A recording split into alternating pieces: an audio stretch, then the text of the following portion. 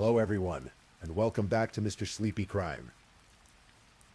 I know many of you enjoy listening to these stories as you fall asleep.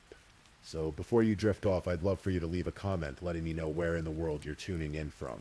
And if you're enjoying the story, don't forget to like and subscribe. It really helps the channel grow. Before we begin, I want to acknowledge that this story involves real people and real tragedies. We tell these stories not for entertainment, but to remember the victims and perhaps help others recognize the warning signs that could prevent similar tragedies. For the best experience, feel free to lower the volume a little, just enough to let the story gently carry you off to sleep. Alright, please get comfortable, dim the lights, and let's dive into tonight's first story.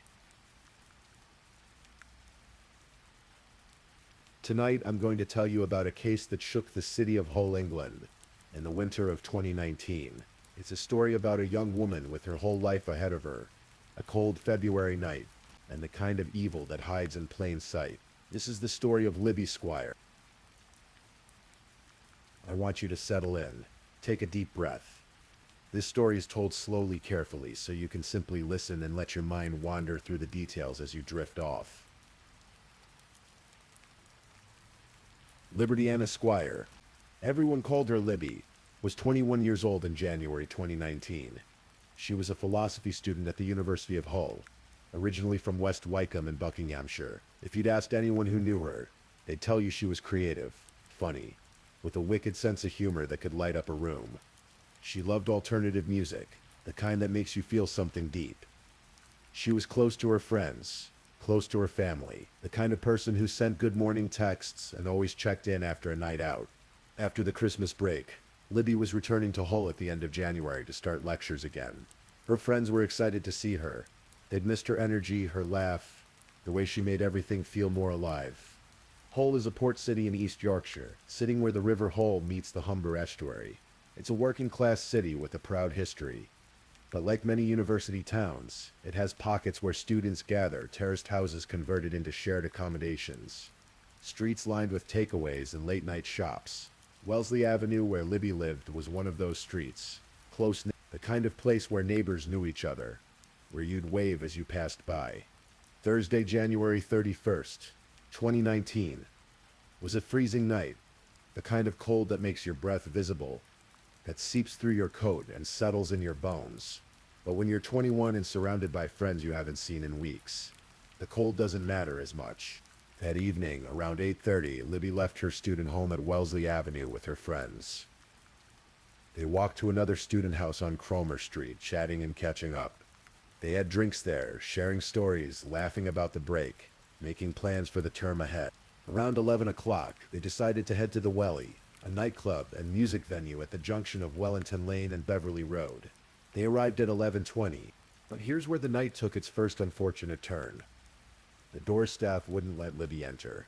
She was too intoxicated, they said. The cold air, the alcohol, it had caught up with her, made her unsteady on her feet. Her friends didn't abandon her. They called a taxi. They made sure she got in. They even paid the fare back to Wellesley Avenue. They did everything right. They were good friends. They watched the taxi pull away, carrying Libby home where she'd be safe, where she'd sleep it off and text them in the morning with a funny complaint about her hangover. The taxi dropped Libby off at her house at around 11:30, but Libby never went inside. 10 minutes later, around 11:40, Libby was seen about half a mile away on Beverly Road. Somehow in those 10 minutes, everything had gone wrong. Later, investigators would piece together what happened. Libby had lost her house keys. They'd fallen into a neighbor's garden. In her state, intoxicated, disoriented, the cold now working its way into her system, she couldn't find them. She couldn't get inside. So she wandered. Witnesses would later describe seeing her crying and sobbing in the street. Some tried to help her. 2 men found her lying in the snow near the junction of Haworth Road and Beverly Road. They tried to get her up, tried to talk to her, but she was incoherent and aggressive. Eventually, they gave up. Picture this, a young woman alone, crying, falling repeatedly to the ground. The prosecutor would later describe her as likely hypothermic at this point, in deep distress, having fallen repeatedly to the floor as she tried to walk. She needed help. She needed someone to take her somewhere warm, somewhere safe. And someone did stop. But he wasn't there to help. His name was Paweł Relowicz. He was 26 years old, married, a father of 2 children. He worked as a butcher. To anyone who knew him casually, he probably seemed unremarkable. Relowicz had come to England from Poland. He'd met his wife Jagoda on a dating website in 2016. They'd met in person only a few times before she moved from Poland to live with him in Hull. They had a life together. A home on Raglan Street. 2 young children. From the outside, it looked normal. But Paweł Relowicz had a secret life. Since July 2017, he had been committing an escalating series of sexual offenses in Hull. It started with voyeurism, watching couples through windows. In July 2017, a woman sharing an intimate moment with her boyfriend spotted him spying on them through her ground floor bedroom window. Then came the burglaries. In December 2017, he broke into a house and stole 3 vibrators. In other incidents, he stole sex toys, condoms, women's underwear, photographs of women. He kept these items as trophies. The pattern was escalating. In January 2019, less than 3 weeks before Libby went missing, Relowicz publicly masturbated in front of groups of women on 2 separate occasions. In one incident, he followed the women home and ejaculated onto the front door of their house. He left evidence everywhere, DNA, fingerprints, but he'd never been caught because he had no criminal record. His DNA wasn't in any database. He was invisible to the system. On the night of February 1st, 2019, Relowicz was prowling the streets of Hull, looking for an easy target. The jury would later watch hours of CCTV footage showing Relowicz cruising around the student area of Hull in his silver Vauxhall Astra during the hours before Libby's disappearance. The prosecution told the court that they believed Relowicz was driving around that night looking for a victim to spy on, to masturbate at. The prosecutor described how Relowicz had spent the evening patrolling the streets, looking for an opportunity to present itself to him. And then he saw Libby. CCTV footage taken between 11:57 p.m. on January 31st and 12:08 a.m. on February 1st showed Relowicz leaving his vehicle, walking past Libby, and crossing Beverly Road. Later footage showed him return to his vehicle. He opened his car and sat in the driver's seat with the door open and both of his legs on the pavement. Another car, a Renault Scenic, passed by. The prosecutor suggested Relowicz was biding his time until that car had gone. Then he made his move. The prosecution said Libby inadvertently strayed into his path after he parked his silver Vauxhall Astra on Horth Street. The footage shows him approaching Libby at around midnight. They both walked towards Horth Street. CCTV footage showed the moment Libby got into the front passenger side of Relowicz's silver Vauxhall Astra, parked in Haworth Street shortly after midnight on February 1st. We'll never know exactly what he said to her. Did he promise to help? Did he say he'd take her somewhere warm? Or did he force her? The prosecutor said whether Libby was forced into the vehicle physically, an act that would not have been difficult given her condition, or whether she was persuaded to enter it on the promise of assistance may never be clear from the CCTV footage alone. What we do know is this: it was the last known footage of Libby alive. The car left Horth Street and traveled to Oak Road playing fields.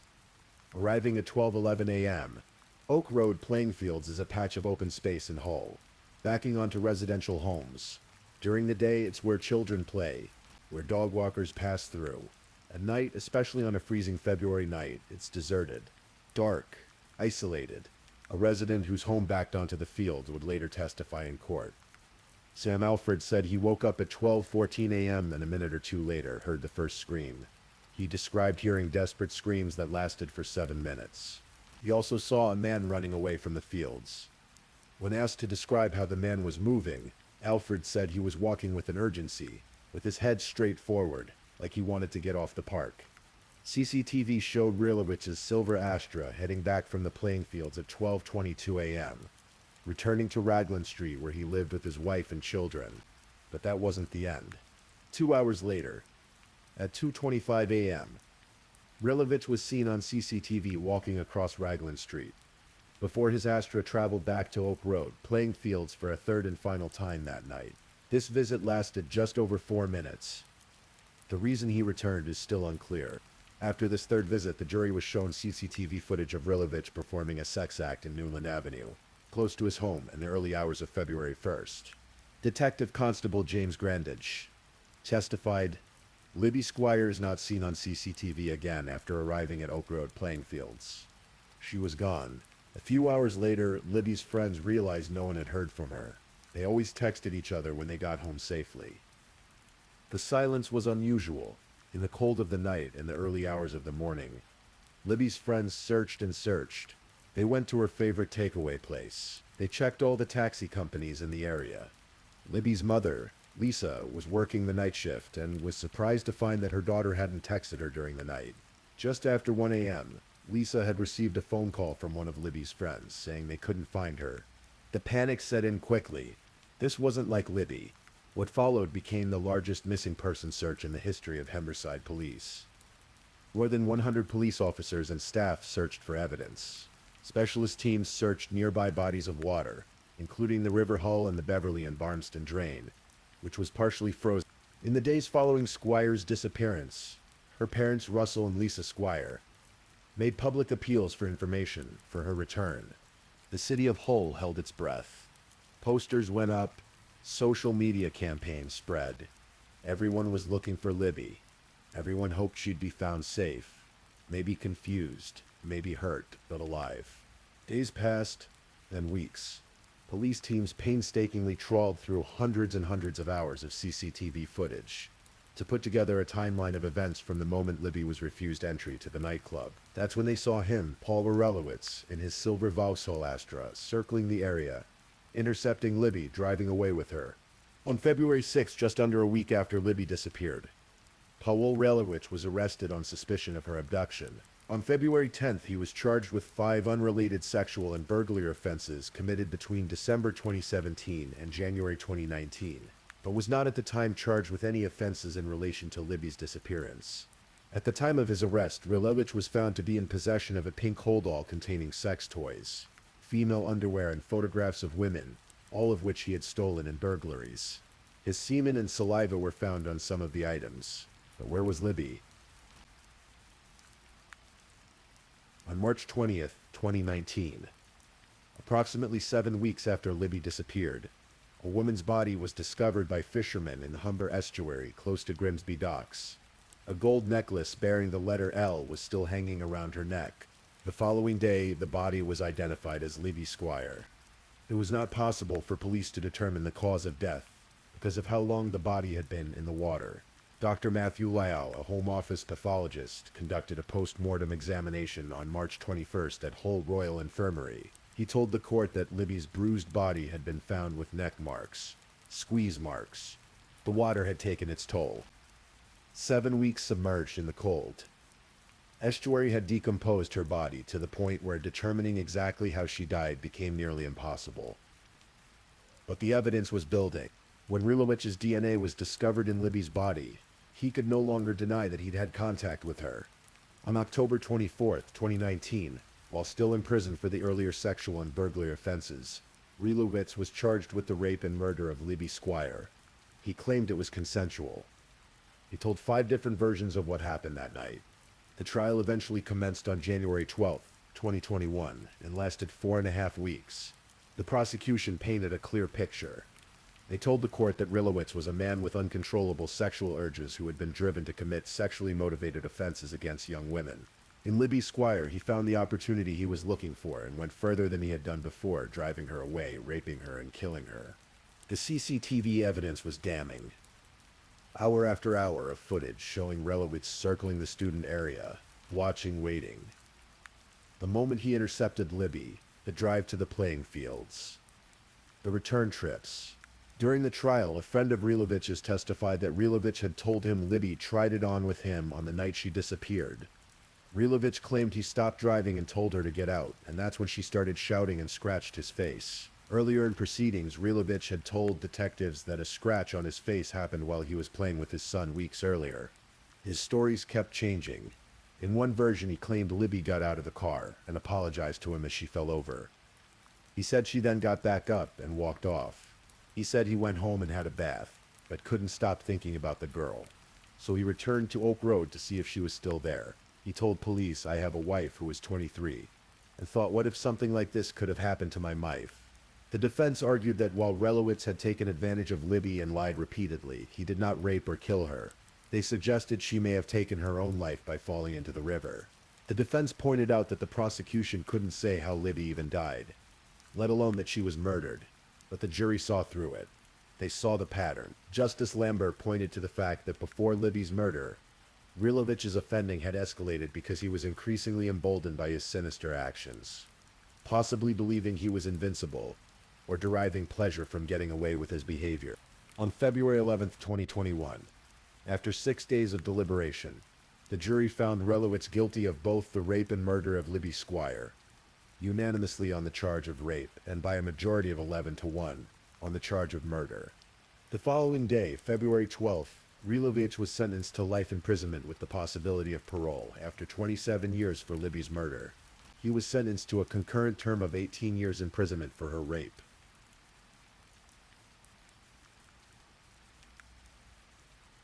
Lisa Squire read a powerful victim statement in court. "There are no adequate words that can explain the torture of living without my Libby," she said.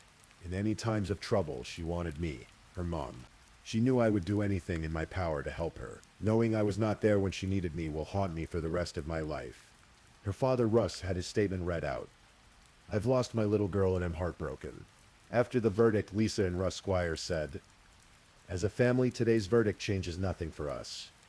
There is no closure. We don't get to have Libby back. Our lives do not revert back to normal." In the months and years following the trial, Lisa Squire became an advocate for change. She pointed out that the man who killed her daughter had 9 previous convictions for what are called non-contact sexual offenses: indecent exposure, watching women undress, stealing women's underwear. Lisa believes these offenses should be taken far more seriously. She's campaigned for intervention programs like referral services for people convicted of lower-level sex crime. "Not every man who commits a non-contact sexual offense will go on to become a rapist and murderer," she said. "But non-contact sexual offenses are not normal things to be doing." More recently, Lisa announced plans to meet Relowich in prison. She wants to know exactly what happened to her daughter.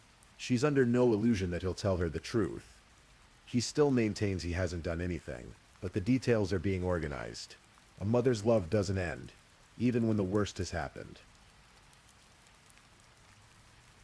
The case of Libby Squire is a reminder that evil doesn't always announce itself. Paul Relowich was a seemingly ordinary man, a husband, a father, a butcher, but beneath that ordinary exterior was someone whose behavior had been escalating for years. Someone whose crimes had gone undetected because he'd never been caught before. The case raised important questions about how society and law enforcement treat certain types of sexual offenses. When does voyeurism stop being dismissed as a harmless prank and start being recognized as a warning sign? How many opportunities were there to intervene before it was too late? Libby was 21 years old. She was funny and creative, and loved. She had plans, dreams, a whole future ahead of her. On October 3rd, 2019, more than 250 people filled St. Lawrence's Church in West Wycombe, Buckinghamshire, for her funeral. They came to remember her, to celebrate her, to grieve together. Her parents lived with an unimaginable loss. Lisa described it as living in 2 worlds. One where she's a mother, wife, and employee, and another that's dark and lonely, where she longs to be with her daughter one more time. This is Libby's story, and while it's a story of tragedy, of evil, of a system that failed to stop a predator before he killed, it's also a story of a young woman who was loved fiercely and is still remembered. Rest easy, Libby. If this is your first time listening to one of our true crime stories, welcome to Mr. Sleepy Crime, where we explore these cases in a calm and respectful way. I also want to take a moment to appreciate my amazing subscribers who've been rocking with me. Thank you so much for your continued support. If you're still awake and listening, don't forget to drop a comment. Let me know where you're tuning in from and the current time in your corner of the world. Or just say something to let me know you're still here. And if you haven't already, be sure to like this video and subscribe so you don't miss our next true crime stories for sleep. Now let's move on to our second story.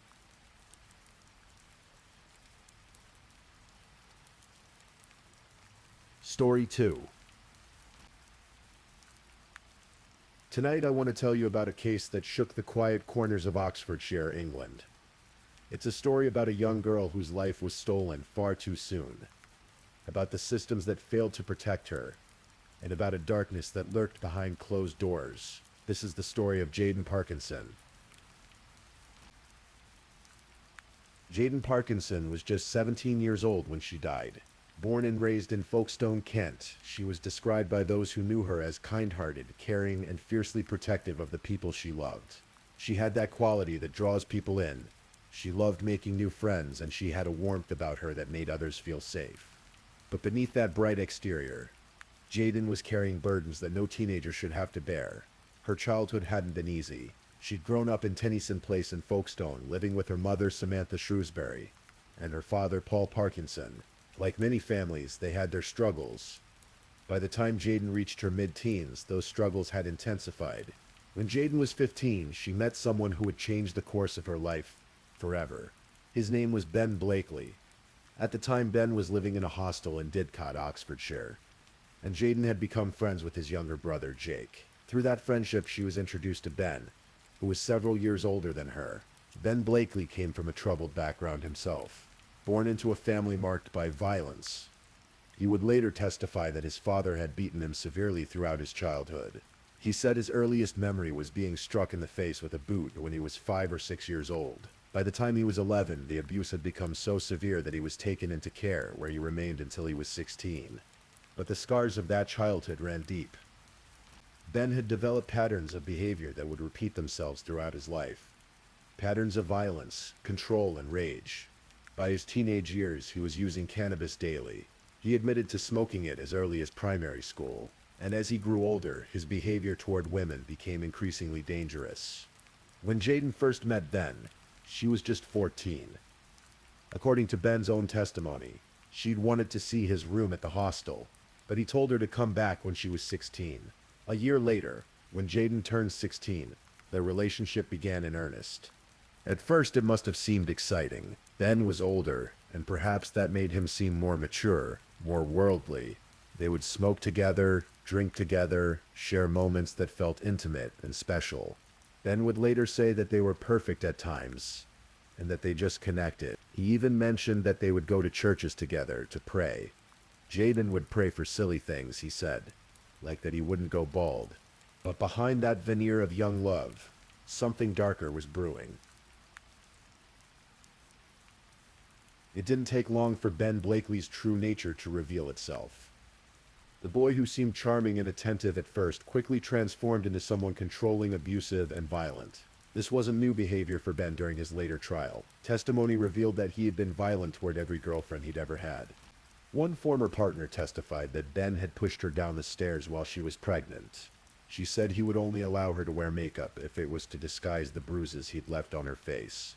Another girlfriend spoke of repeated strangulation attempts. The pattern was clear. Ben Blakely was a serial domestic abuser. With Jaden, the abuse followed the same trajectory. At first, it might have been verbal, calling her names, making her feel small. Jaden's mother, Samantha, later recounted the horrors her daughter endured. Ben would punch Jaden. He would spit on her. He threatened to post intimate photographs of her online, hoping the humiliation would drive her to suicide. Perhaps most chillingly, he would lock her in her room without food for days at a time. This wasn't just physical abuse. It was what we now recognize as coercive control. Ben systematically broke down Jaden's sense of self-worth.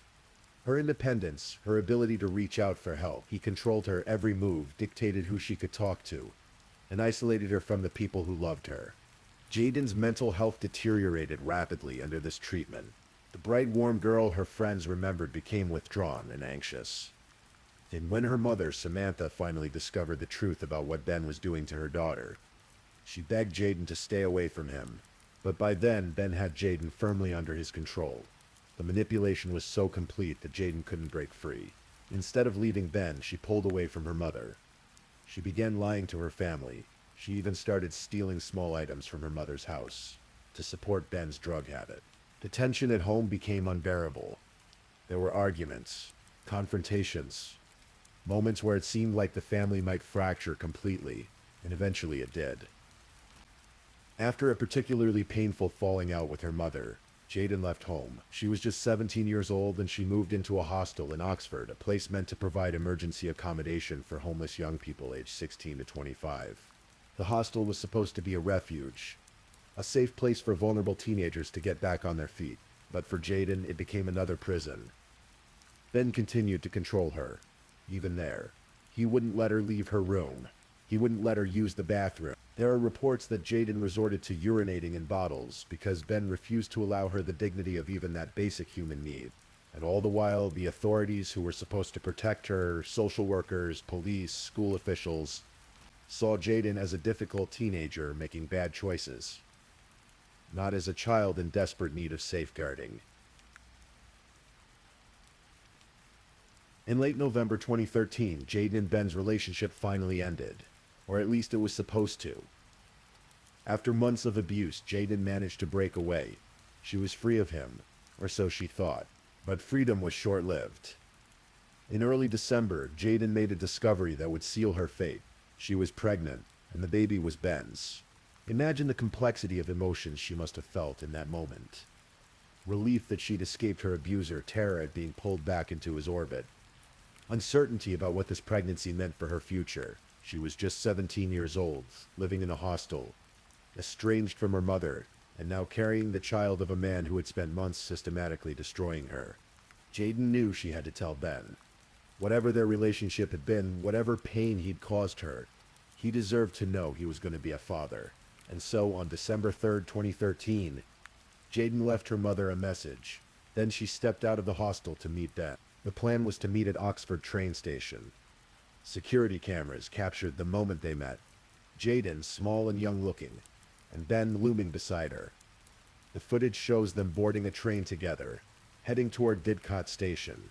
They arrived together, walking through the station, but only one of them would make the return journey.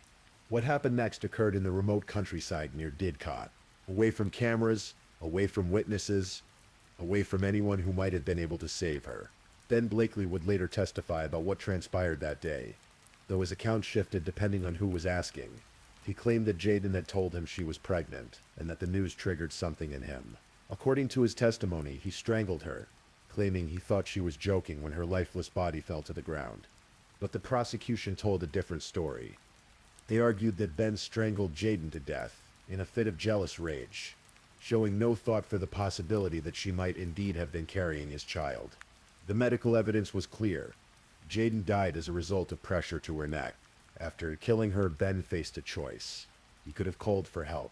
He could have turned himself in. Instead, he made a series of calculated decisions that revealed the depths of his callousness. First, he moved Jayden's body. He carried her to a spot under a tree and covered her with a branch. Then he went home as if nothing had happened. Later, he returned to the scene, this time bringing someone with him, a young person who would help him dig a hole. Ben told this person they were burying weapons, not the body of a 17-year-old girl. They dug a hole beneath that tree and then buried Jayden there, in that remote field, and then he went about his life, creating what the prosecution would later call a web of lies about where Jayden might be. But Ben wasn't done yet. A few days later, he decided to move her body again. What Ben Blakely did next shocked even experienced investigators. He decided to move Jayden's body to what he may have considered a better resting place. Though there was no dignity in what he did, no respect for the girl whose life he'd taken, Ben borrowed a suitcase from his grandmother. He returned to the field where he'd initially buried Jayden, dug up her body and crammed her remains into that suitcase. Then he called a taxi.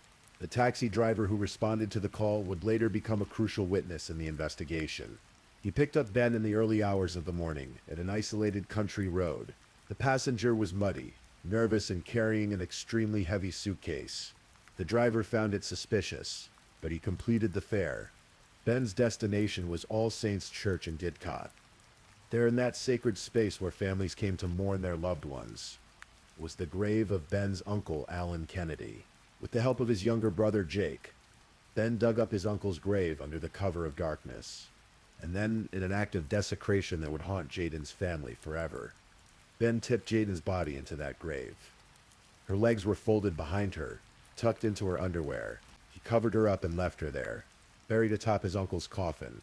Ben had convinced Jake to help him dig both graves, but Jake would later claim he had no idea what they were really doing. At the first burial site, Jake said he thought they were burying weapons. At the churchyard, he claimed Ben told him they were burying a dead dog and cat. Whether that was true or whether Jake knew more than he let on would become a matter of intense legal debate. But for now, Jaden's body lay hidden in that grave, and Ben Blakely walked free.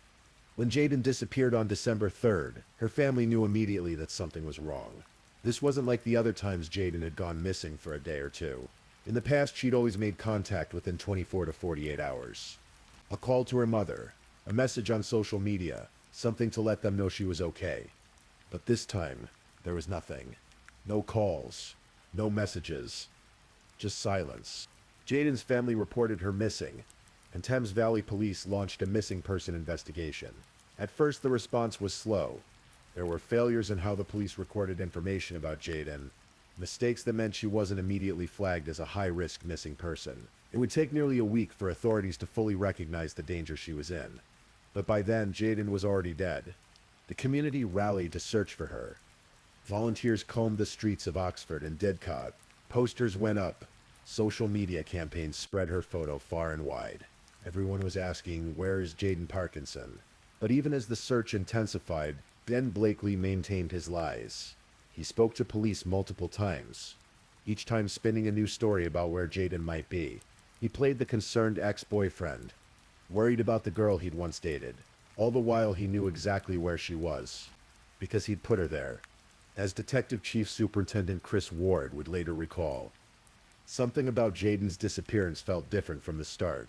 The complete lack of contact with her family was unusual, and as investigators dug deeper into Jaden's life and relationships, one name kept coming up: Ben Blakely. Friends and family members pointed to Ben immediately. They told police about his history of violence, about the abuse Jaden had suffered, about their toxic relationship. And when investigators checked the CCTV footage from Oxford train station, their suspicions were confirmed. The last person seen with Jaden was Ben. The breakthrough came when that taxi driver came forward. His account of the suspicious fare, the muddy man with the heavy suitcase in the early hours of the morning, was the lead investigators needed. Phone records confirmed that the person who had called for that taxi was Ben Blakely. Police knew then that Ben had moved something heavy from that remote area, and they had a good idea what that something was. The search intensified. Officers conducted an aerial analysis of the entire region around Didacta, looking for signs of disturbed soil. They found evidence at an abandoned house that suggested a body had been moved from the location. And then on December 17th, 2013, 14 days after Jaden was last seen alive, her body was discovered. She was found exactly where Ben had left her, in the grave of his uncle Alan Kennedy at All Saints Church in Didcot. The nightmare her family had been living was confirmed. Jaden wasn't coming home.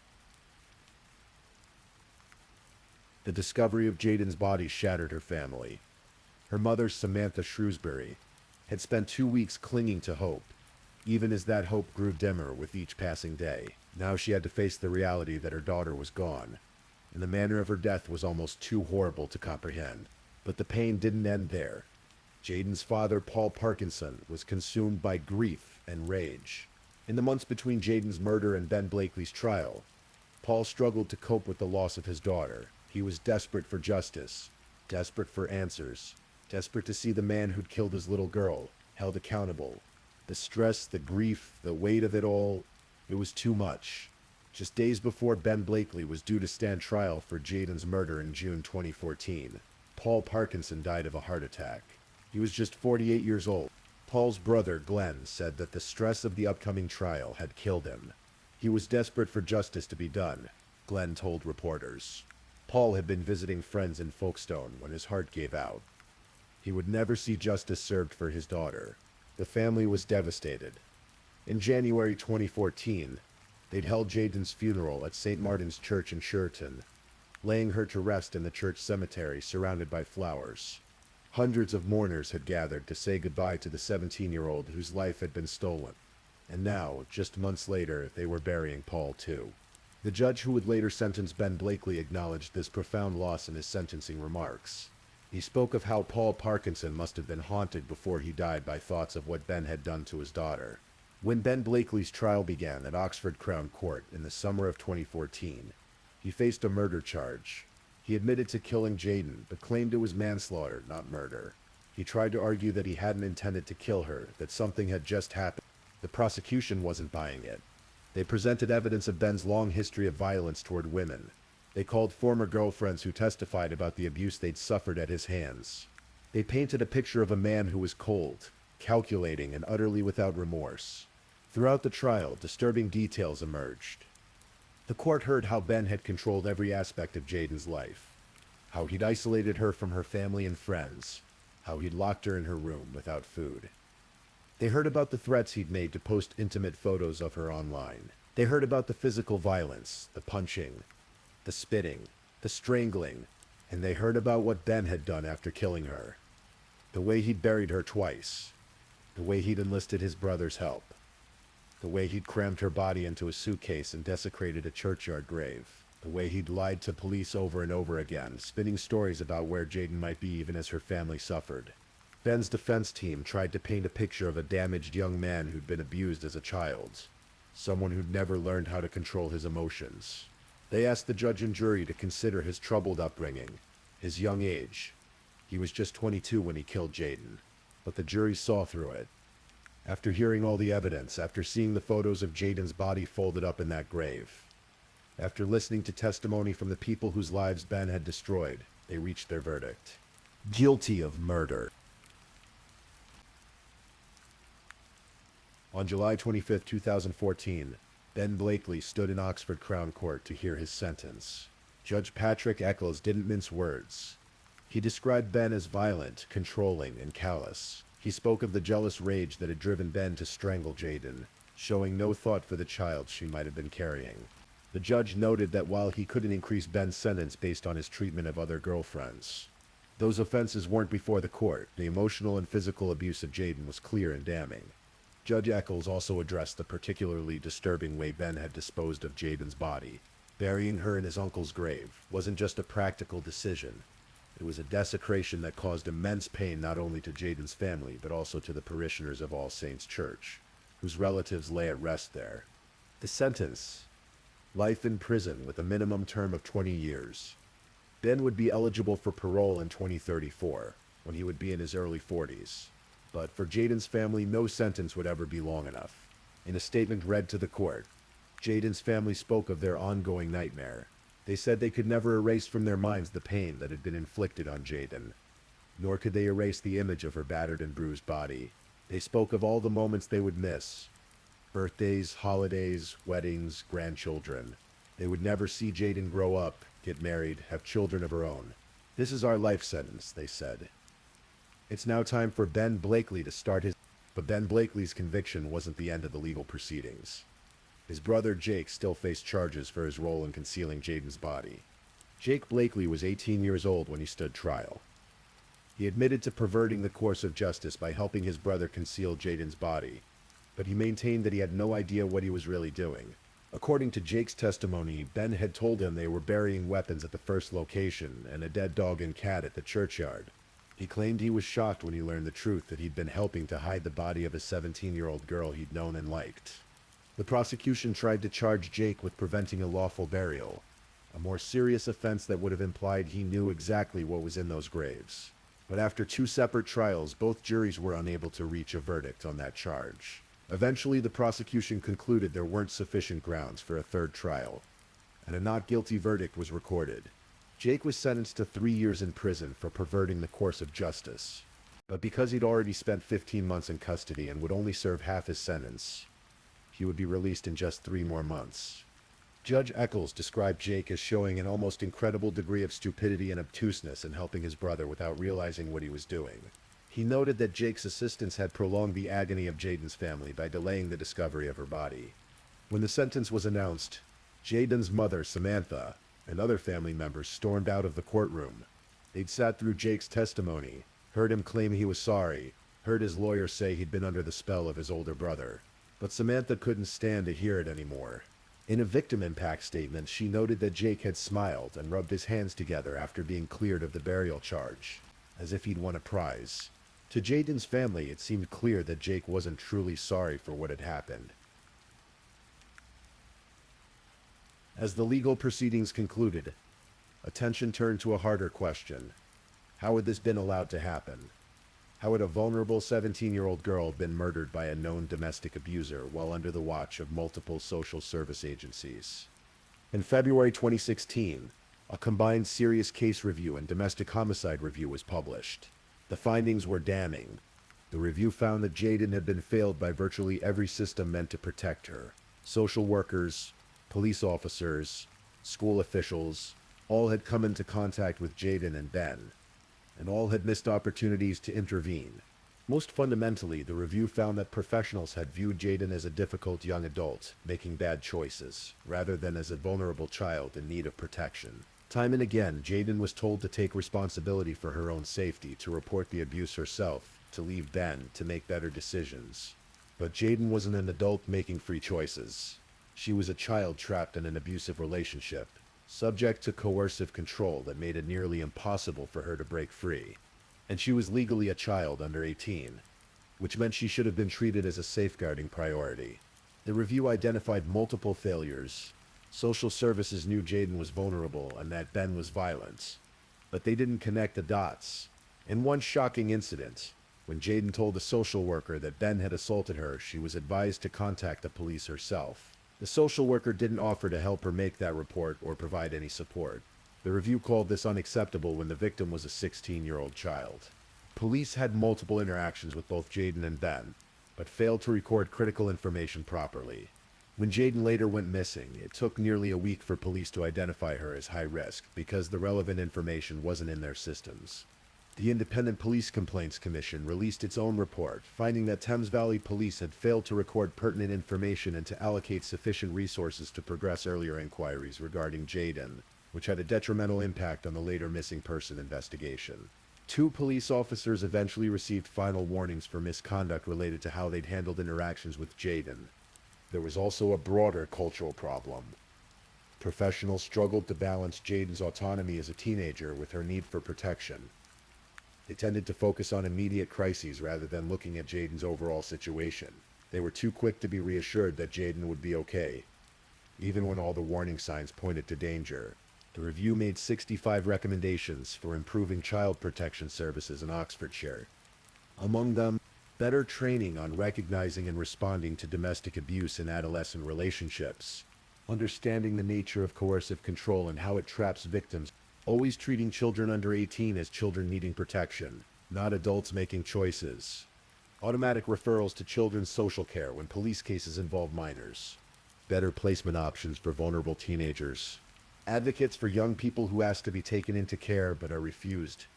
The authorities acknowledged these failures and committed to doing better, but for Jaden's family, these changes came too late. It's important, I think, to end this story by remembering Jaden Parkinson, not as a victim, but as a person. She was 17 years old when she died, on the cusp of adulthood, full of potential and possibility. Those who knew her described her as kind-hearted and caring. She loved making friends. She was protective of the people she loved. She had dreams and plans and a whole life ahead of her. Yes, she was troubled. Yes, she made some choices that worried the people who cared about her. But she was also a child legally and emotionally, and she deserved protection that she never received. Jaden's story is a reminder of how domestic abuse can trap anyone, regardless of age or background. It's a reminder of how coercive control works, slowly and insidiously, to isolate victims and make them dependent on their abusers. It's a reminder that we need to listen when young people tell us they're in danger, and we need to see them as children worthy of protection, not adults responsible for their own safety. Most of all, Jaden's story is a reminder that behind every crime statistic is a real person with a real life and real people who loved them. Jaden was someone's daughter, someone's sister, someone's friend, and she's gone because someone took her from the world. Not because she made bad choices or failed to protect herself. The judge who sentenced Ben Blakely noted that Jaden's family speaks of serving their own life sentence. They will carry this grief for the rest of their lives. But perhaps by telling Jaden's story, by remembering her, we can honor her memory and work to ensure that other young people in similar situations receive the protection they deserve. More than a decade has passed since Jaden Parkinson was murdered. In that time, some things have changed. Oxfordshire's social services have reformed their approach to vulnerable teenagers. Thames Valley Police have updated their procedures for handling cases involving children and domestic abuse. There's greater awareness now of coercive control and how it works. But domestic abuse continues to kill women at an alarming rate. Young people continue to find themselves trapped in abusive relationships, and systems meant to protect them continue to fail, though perhaps less frequently than before. Jaden's case became a catalyst for change, but change is always too late for the person at the center of the tragedy. Jaden deserved better from the adults who were supposed to keep her safe. She deserved better from Ben Blakely, who chose violence over love, control over respect, murder over letting her go. In the quiet darkness of All Saints Church in Didcot, there's a churchyard where people come to remember their dead. It's a peaceful place meant for reflection and rest. For a few weeks in December 2013, that peace was shattered by the presence of Jaden's body, hidden in someone else's grave. Now Jaden rests in Sheraton, surrounded by people who actually loved her, and her story lives on as a warning, a call to action and a memorial to a life that ended far too soon. If you're still awake and listening, check whether you've left your little goodnight comment. I always check your comments before I sleep too. And if you haven't already, don't forget to like this video and subscribe so you don't miss our next true crime stories for sleep. Meanwhile, let's move on to our third story.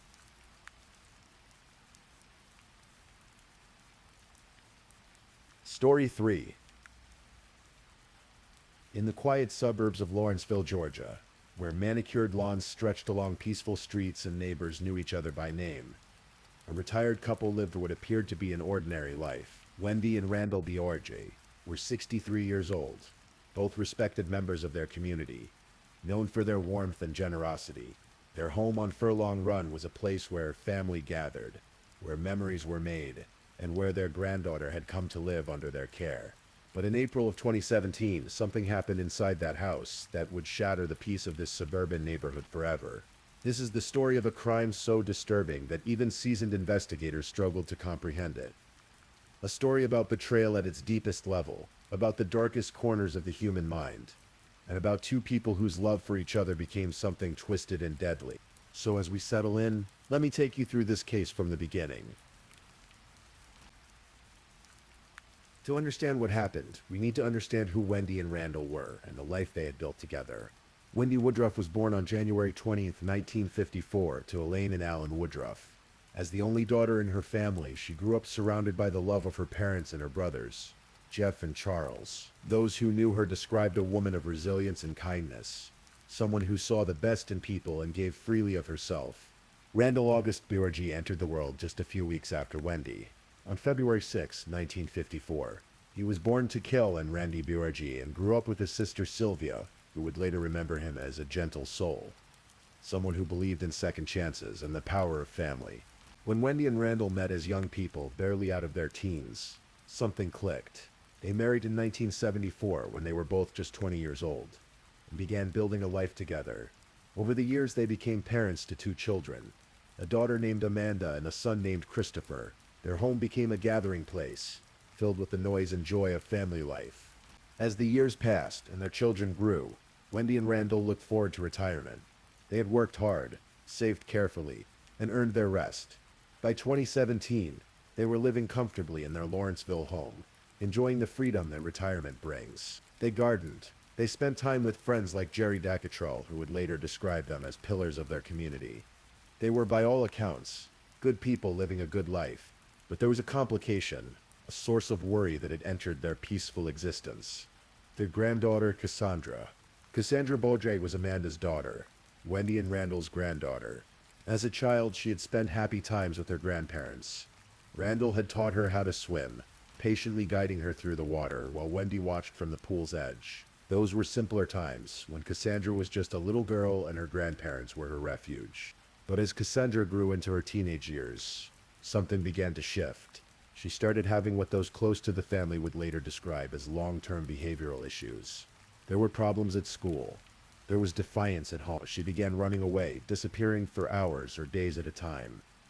The police were called to wherever she was staying, sometimes her mother's house, sometimes her grandparents', at least 13 times for various incidents.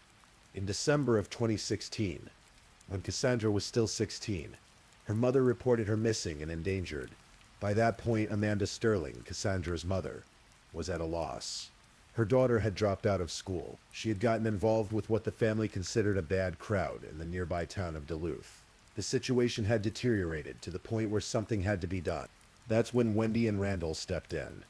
Despite their retirement, despite their desire for peace in their golden years, they agreed to take custody of their troubled granddaughter.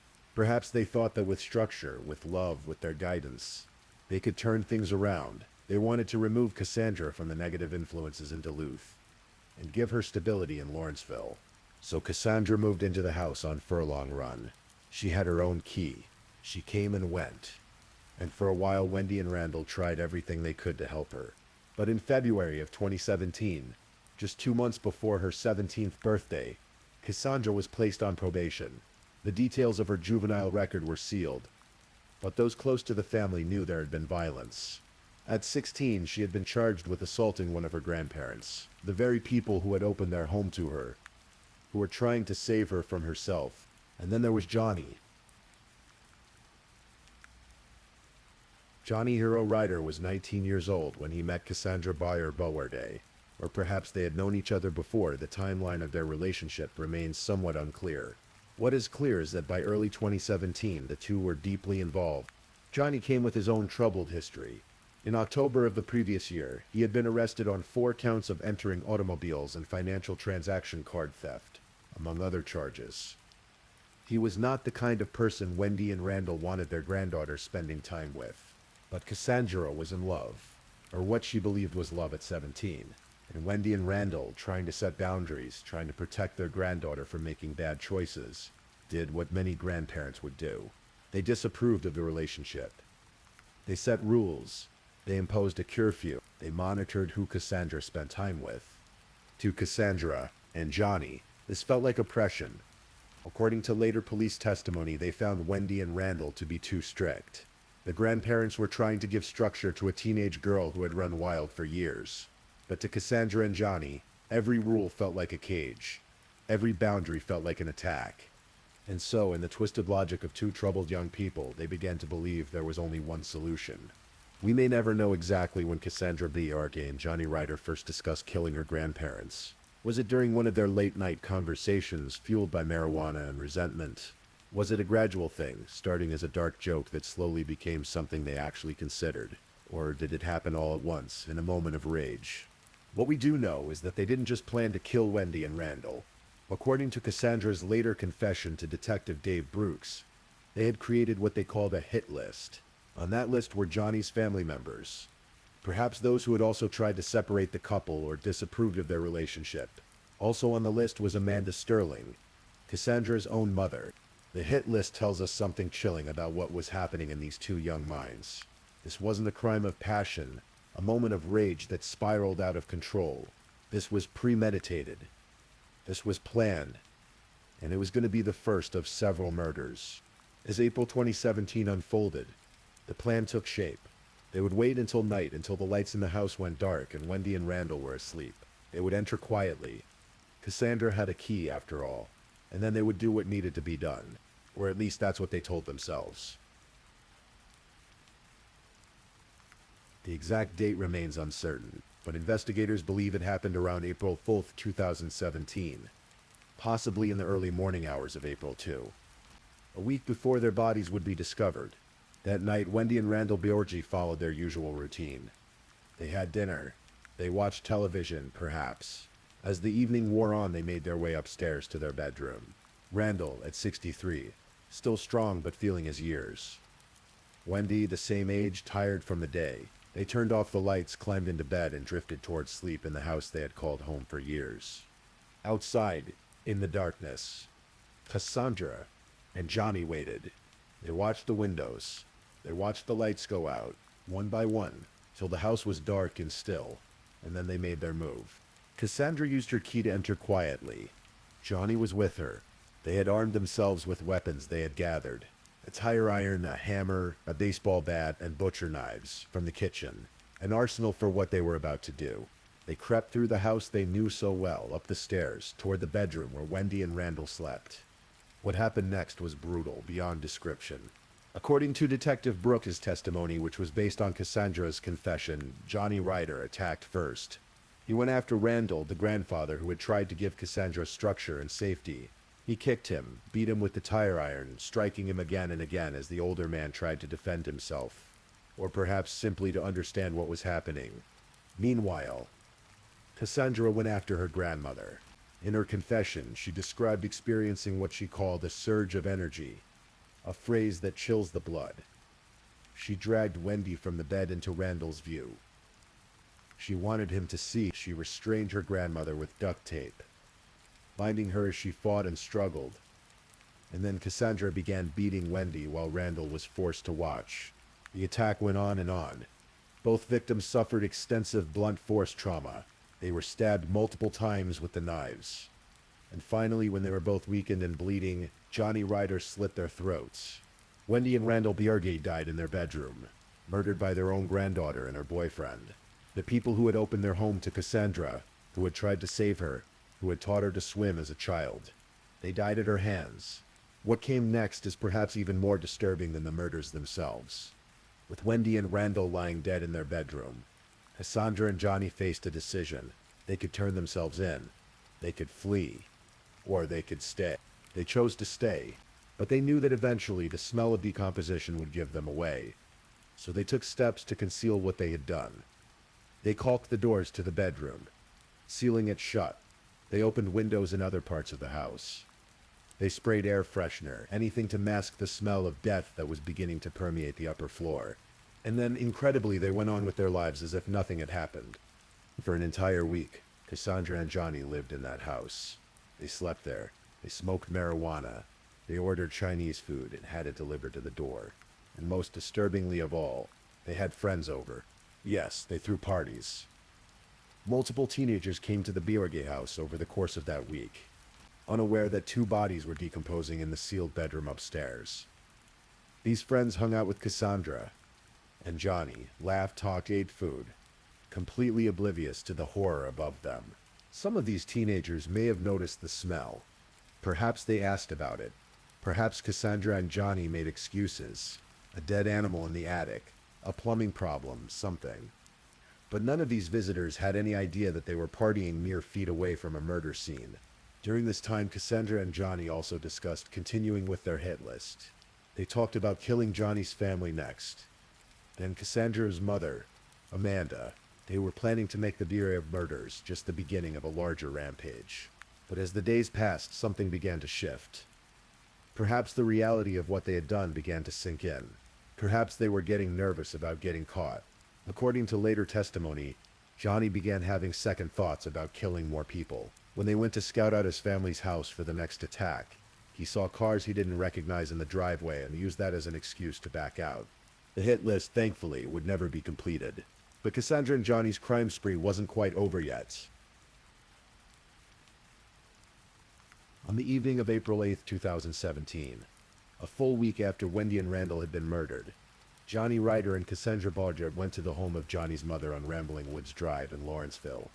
There they found Johnny's sister and her boyfriend. What exactly provoked what happened next isn't entirely clear, but Johnny attacked them with a baseball bat.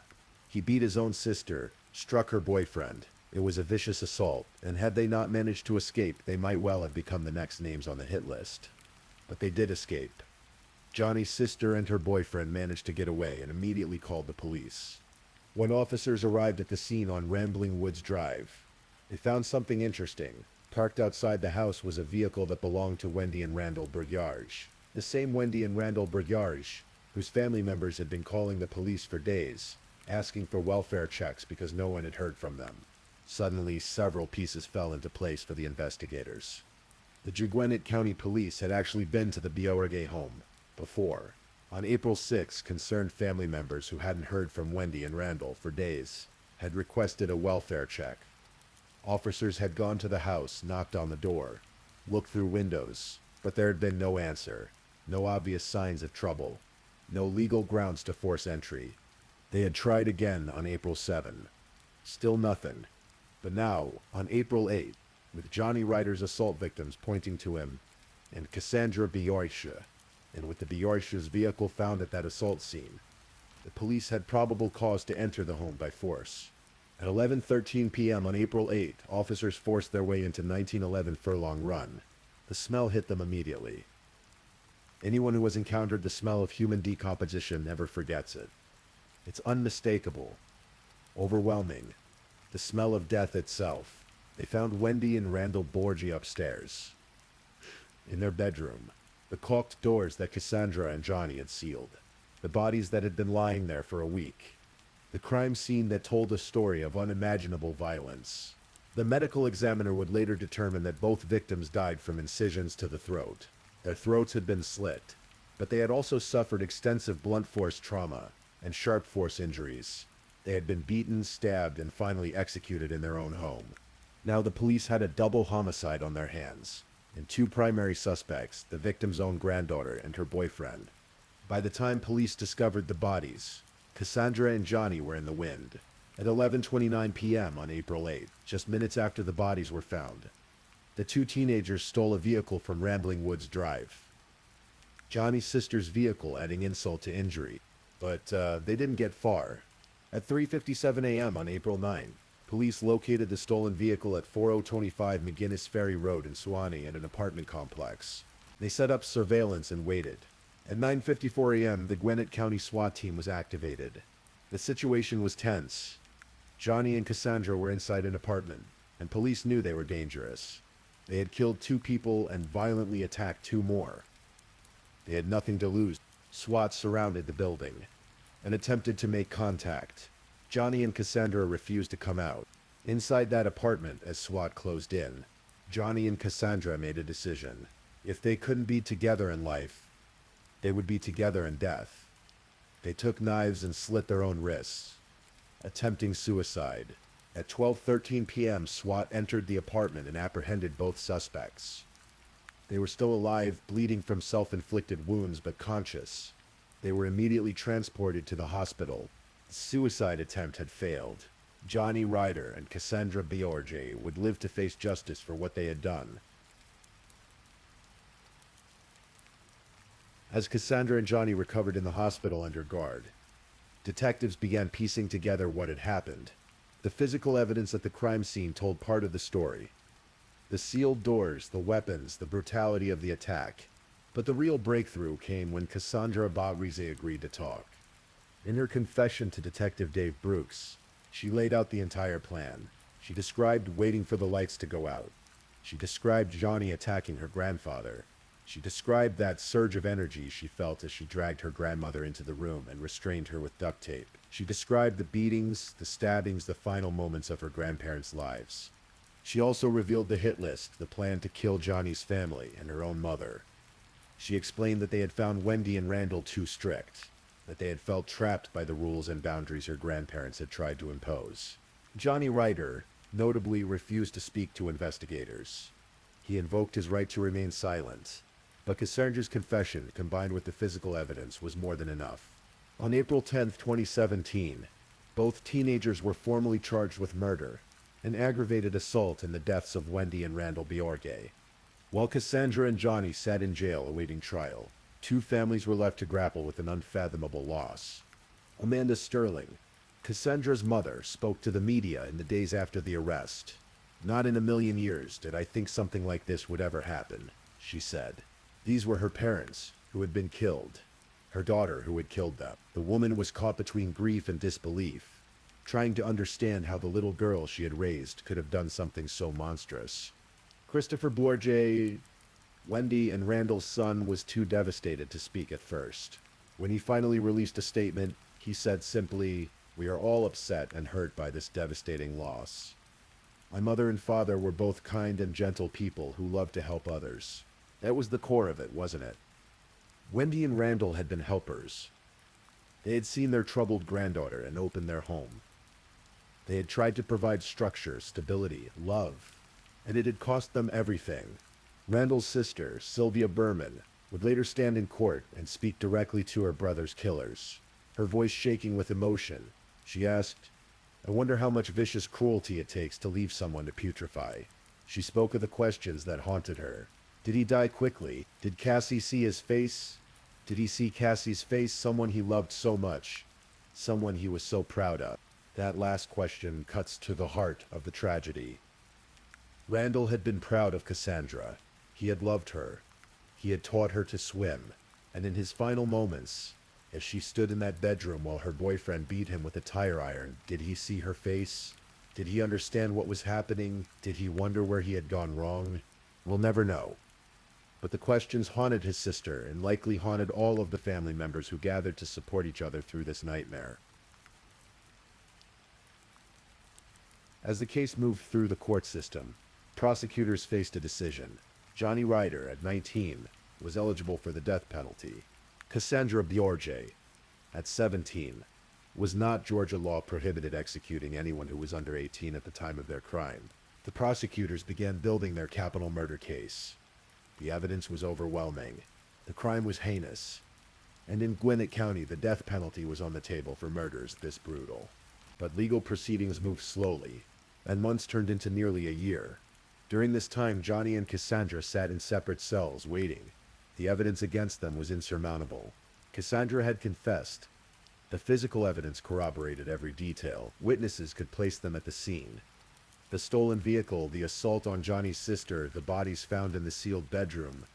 Every piece fit together into an unassailable narrative of guilt. Finally, in early 2018, defense attorneys approached prosecutors with a proposal. Their clients would plead guilty to all charges in exchange for taking the death penalty off the table. For the Biagi family, this presented an impossible choice. On one hand, they wanted justice. They wanted these killers to face the ultimate punishment for what they had done. On the other hand, a trial would mean reliving every horrible detail in court. It would mean months or years of appeals, of uncertainty, of having to face the killers again and again.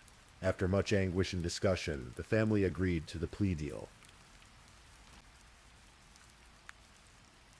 On February 2, 2018, Johnny Ryder and Cassandra Bjorge appeared in Gwinnett County Superior Court before Judge Deborah Turner. The courtroom was packed with family members, reporters, and observers who had followed the case. It was the first time many people would see the two killers in person. Johnny, now 20, and Cassandra, now 18. Both teenagers pleaded guilty to 2 counts of felony murder. In exchange for these guilty pleas and for waiving their right to appeal, they would be sentenced to 2 consecutive life sentences with the possibility of parole after 60 years, plus an additional 21 years to be served concurrently. The charges of armed robbery and aggravated battery were dismissed as part of the agreement. Before sentencing was handed down, the court heard victim impact statements. Christopher Borge, Wendy and Randall's son, had written a statement but was too emotional to read it himself. His wife read it aloud to the court. "It is sad to me that the first time they visit my house and meet my children is in a paper bag from a funeral home." The stark brutality of that image. His parents reduced to ashes in a bag captured the totality of the loss. Sylvia Berman, Randall's sister, spoke as well. Through tears, she addressed the court about her brother and his wife, the questions that tortured her, the cruelty of leaving them to decompose while parties went on downstairs. Then came the moment when the defendants were given a chance to speak. Johnny Ryder stood and addressed the court. His voice was steady as he said, "I know what I have done is abominable and evil and is deserving of hellfire. I would like to express my deepest apologies to the Bjorge family. I'm so sorry for the pain and grief I have caused all of you." Whether these words brought any comfort to the family is doubtful. They were words after all, and words cannot undo what was done. But at least Johnny acknowledged the horror of his actions. Cassandra Bjorge was given the same opportunity. The courtroom fell silent, waiting to hear what the granddaughter, who had killed her own grandparents, might say. She cried softly but declined to speak. Not a word, not an apology, not an explanation, nothing. Judge Deborah Turner then addressed both defendants, and her words carried the weight of her disgust and disbelief. "I just continue to be stunned that you sealed areas so that you could make sure the smell of decaying human flesh wouldn't be noticed," she said, her voice heavy with condemnation. "The that you had parties and ordered Chinese food with two people that you had brutally murdered lying upstairs. She continued, "Your behavior lacks any sense of humanity or morality." Judge Turner called this case one of the worst she had presided over in her entire career, and then she handed down the sentences. Life in prison with the possibility of parole in 60 years. By the time Johnny Ryder and Cassandra Biordi are eligible for parole, they will both be near 80 years old. They will have spent the entirety of their adult lives behind bars. The relationship that led them to kill will have faded into distant memory. The people they are now will be long gone, replaced by elderly prisoners who have served more than half a century for crimes committed when they were teenagers. Whether they will ever truly understand what they did, whether they will ever genuinely feel remorse, remains to be seen. In the years since the murders, the Lawrenceville community has tried to move forward. The house on Furlong Run, once a happy home where Randall taught his granddaughter to swim, has been sold to new owners who have no connection to the tragedy that occurred there. Jerry DeCattrell, the longtime family friend who brought flowers to the home after the bodies were discovered, spoke for many when he said, "It's unbelievable. They are going to be missed. They were great in this neighborhood." But moving forward has not been easy for those who knew Wendy and Randall personally. How do you process a crime like this? How do you reconcile the granddaughter they had once held as a baby with the teenager who restrained her grandmother with duct tape and beat her to death? How do you make sense of two young people who could kill and then order Chinese food while their victims decomposed upstairs? Amanda Sterling, Cassandra's mother, faced perhaps the most impossible situation of all. She lost her parents to violence, and her daughter was the one who committed that violence. In court, her attorney made a point of saying, "Do not judge my client and the way she mothers by the actions of Cassie, because she is a good mother." But the question hangs in the air, unspoken but present. Could anything have been done differently? Were there warning signs that were missed? Could Wendy and Randall have been saved? The truth is, there were warning signs. 13 calls to police. A history of running away. An assault charge for striking a grandparent. Probation. A juvenile record that painted a picture of a troubled, violent teenager spiraling out of control. But Wendy and Randall, like so many grandparents who end up raising troubled grandchildren, held on to hope. They believed in second chances. They believed that with enough love, enough structure, enough stability, they could reach Cassandra and turn her life around. That belief cost them their lives. One of the most difficult aspects of this case is trying to understand how it happened at all. How does a 17-year-old girl look at her grandparents? People who loved her, who took her in when she had nowhere else to go and decide they need to die. Psychologists and criminal profilers who have studied cases like this point to several possible factors. Adolescent brains are not fully developed, particularly in the areas responsible for impulse control, understanding consequences, and empathy. Mix an underdeveloped brain with behavioral problems, substance abuse, and a toxic relationship, and you create conditions where unthinkable acts become possible.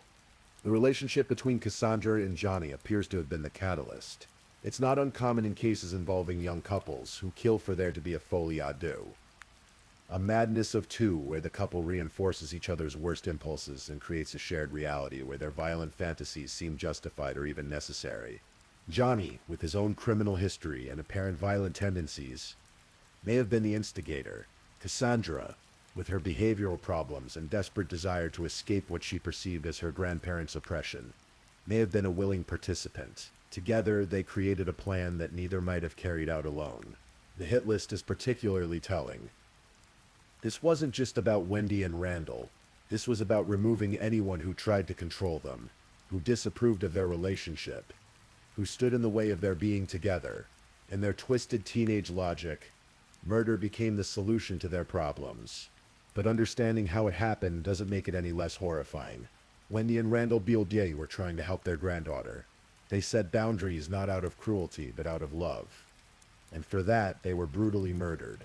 As of 2024, both Johnny Ryder and Cassandra Biordi remain incarcerated in Georgia prisons, serving their life sentences. Johnny will not be eligible for parole until 2077, when he will be 80 years old. Cassandra will not be eligible for parole until 2077, when she will be 77 years old.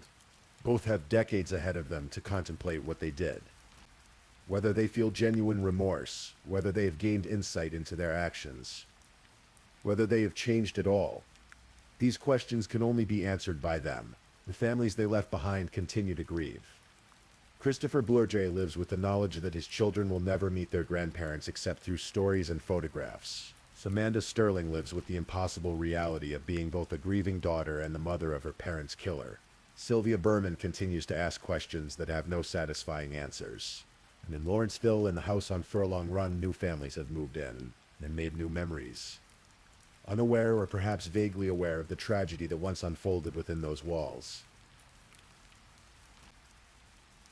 The murder of Wendy and Randall Bourget is a story that defies easy explanation. It's a story about family bonds broken beyond repair. It's a story about two teenagers whose relationship became something toxic and deadly. It's a story about the limits of love and the question of whether some people can be saved from themselves. But more than anything, it's a story about two good people who tried to help and paid the ultimate price. Wendy and Randall Bourget are remembered by those who knew them as kind, gentle people who loved helping others. They took in their troubled granddaughter, not because they had to, but because they wanted to. They believed they could make a difference in her life. That belief, that fundamental goodness, that willingness to open their home and their hearts to someone who needed help. That's what we should remember about Wendy and Randall Bourget. Not the horror of their deaths, but the grace of their lives. Not the cruelty of their killers, but the kindness they showed until the very end. As you drift off to sleep tonight, think of Wendy and Randall. Think of them not in their final moments, but in their happiest ones, teaching a little girl to swim, laughing with friends, enjoying their retirement, living lives full of love and generosity. They deserved so much better than the end they got. But their story, as painful as it is, reminds us of something important. That there are people in this world who try to help even when it's difficult, even when it's thankless, even when it puts them at risk. People who believe in second chances, and the power of love to overcome darkness. Wendy and Randall Bourget were those kinds of people, and we should remember them for that. Please, I'm just putting it out there. If you're still awake and listening, drop a comment. Let me know where you're tuning in from, the time in your part of the world, or just say something to let me know you're still with me. And of course, if you haven't already, like this video and subscribe so you don't miss the next true crime story for sleep. Now, let's move on to our fourth story.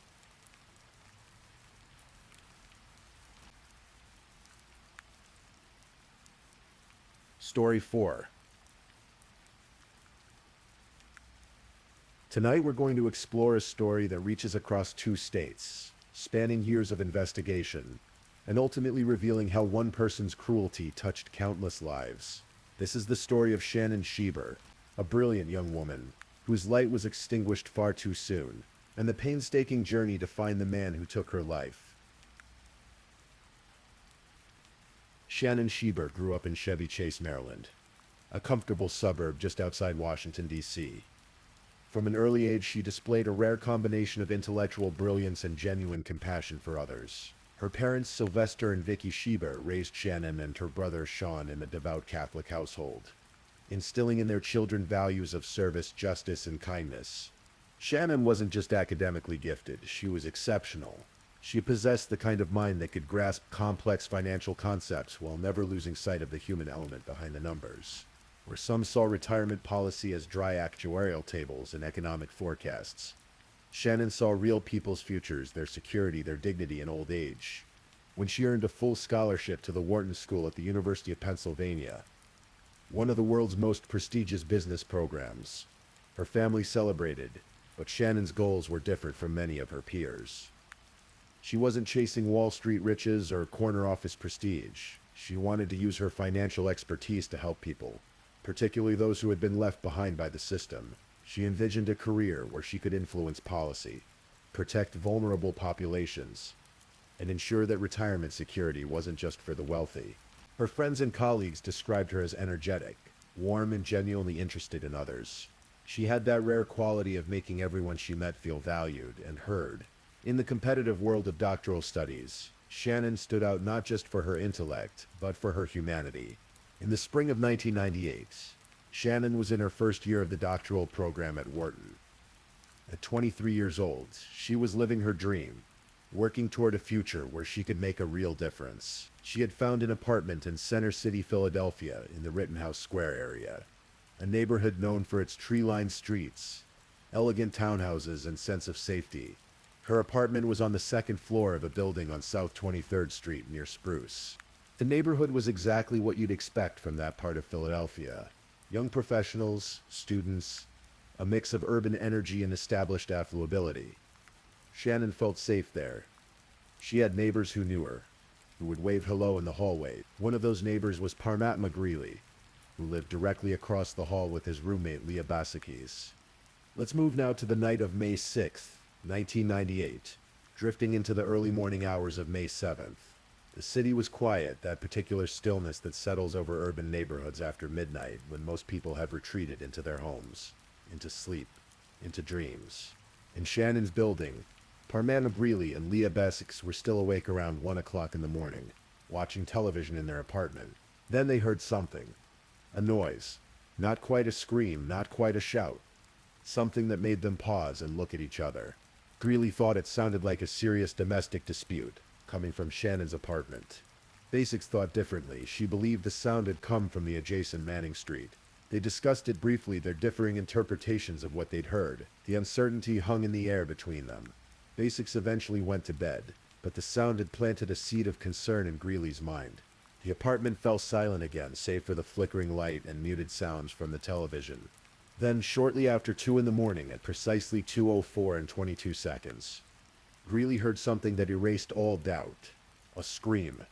The sound of someone calling for help. And then something worse. A choking sound.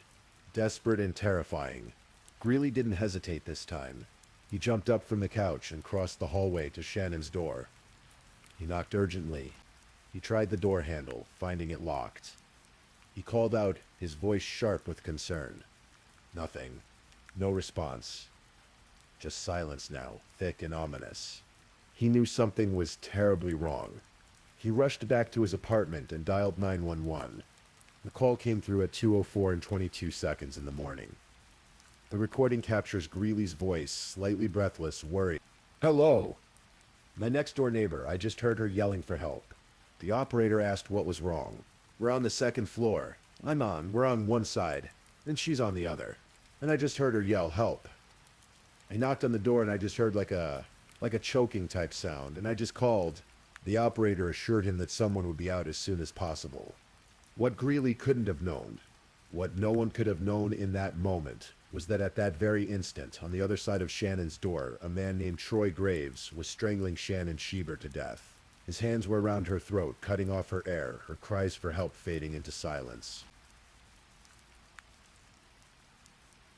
Officer Stephen Woods and Raymond Scherf arrived promptly at 251 South 23rd Street. They had been dispatched with information that a man had reported hearing a woman scream. This was their job. Respond to calls. Assess situations, determine what action needed to be taken. They spoke with Greeley, who told them what he'd heard. They conducted what they considered a thorough investigation. They checked the exterior of the building. They looked for signs of forced entry. There were none. They knocked on Shannon's door, loudly and repeatedly. No answer. They spoke with other residents in the building, the people in the apartments directly above and below Shannon's. None of them had heard any scream. From a procedural standpoint, Officers Woods and Scherf were faced with a situation that could be interpreted multiple ways. Perhaps Greeley had been mistaken about the scream.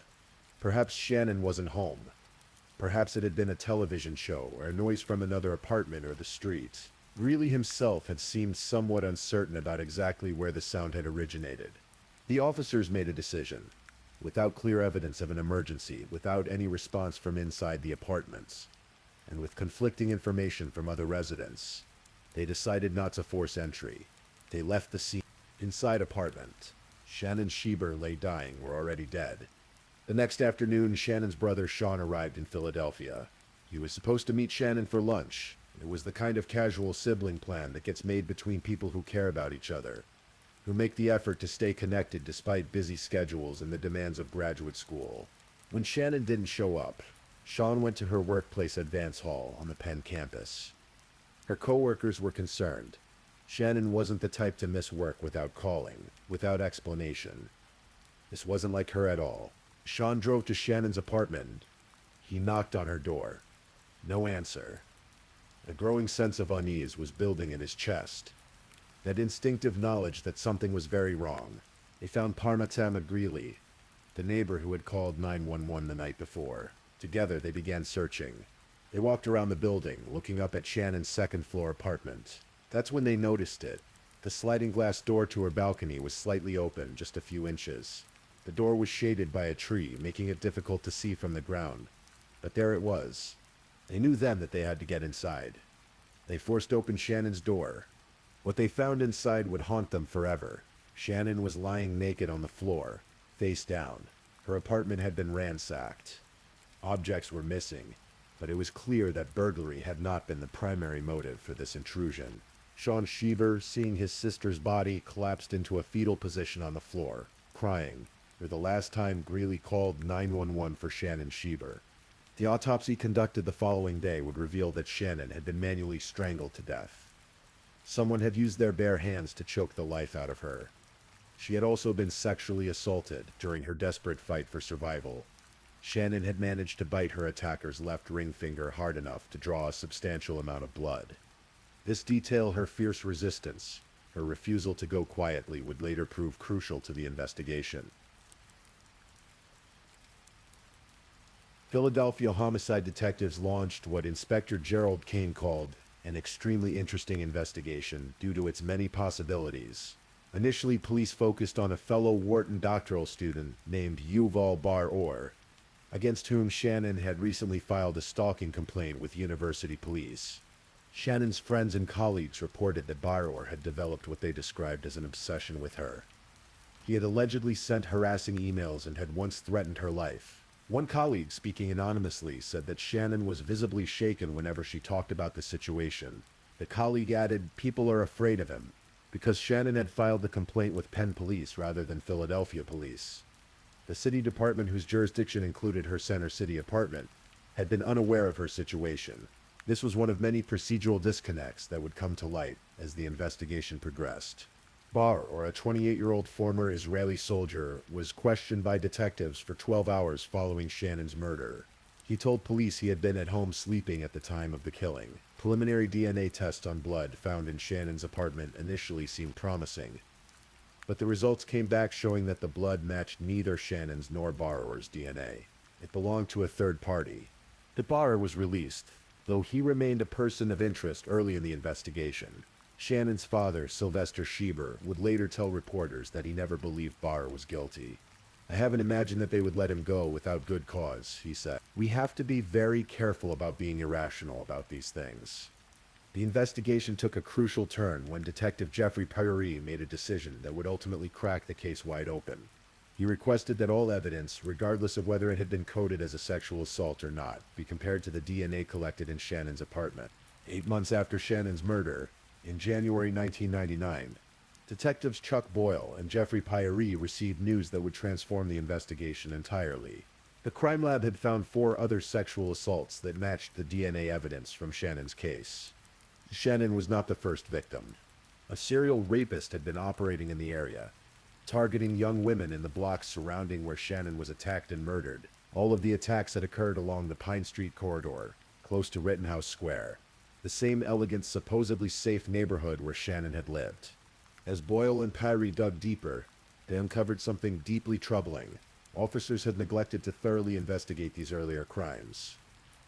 The cases had been misclassified as simple assaults rather than sexual assaults. This wasn't just an administrative error. It was a catastrophic failure that allowed a predator to continue hunting. The attacks followed a pattern.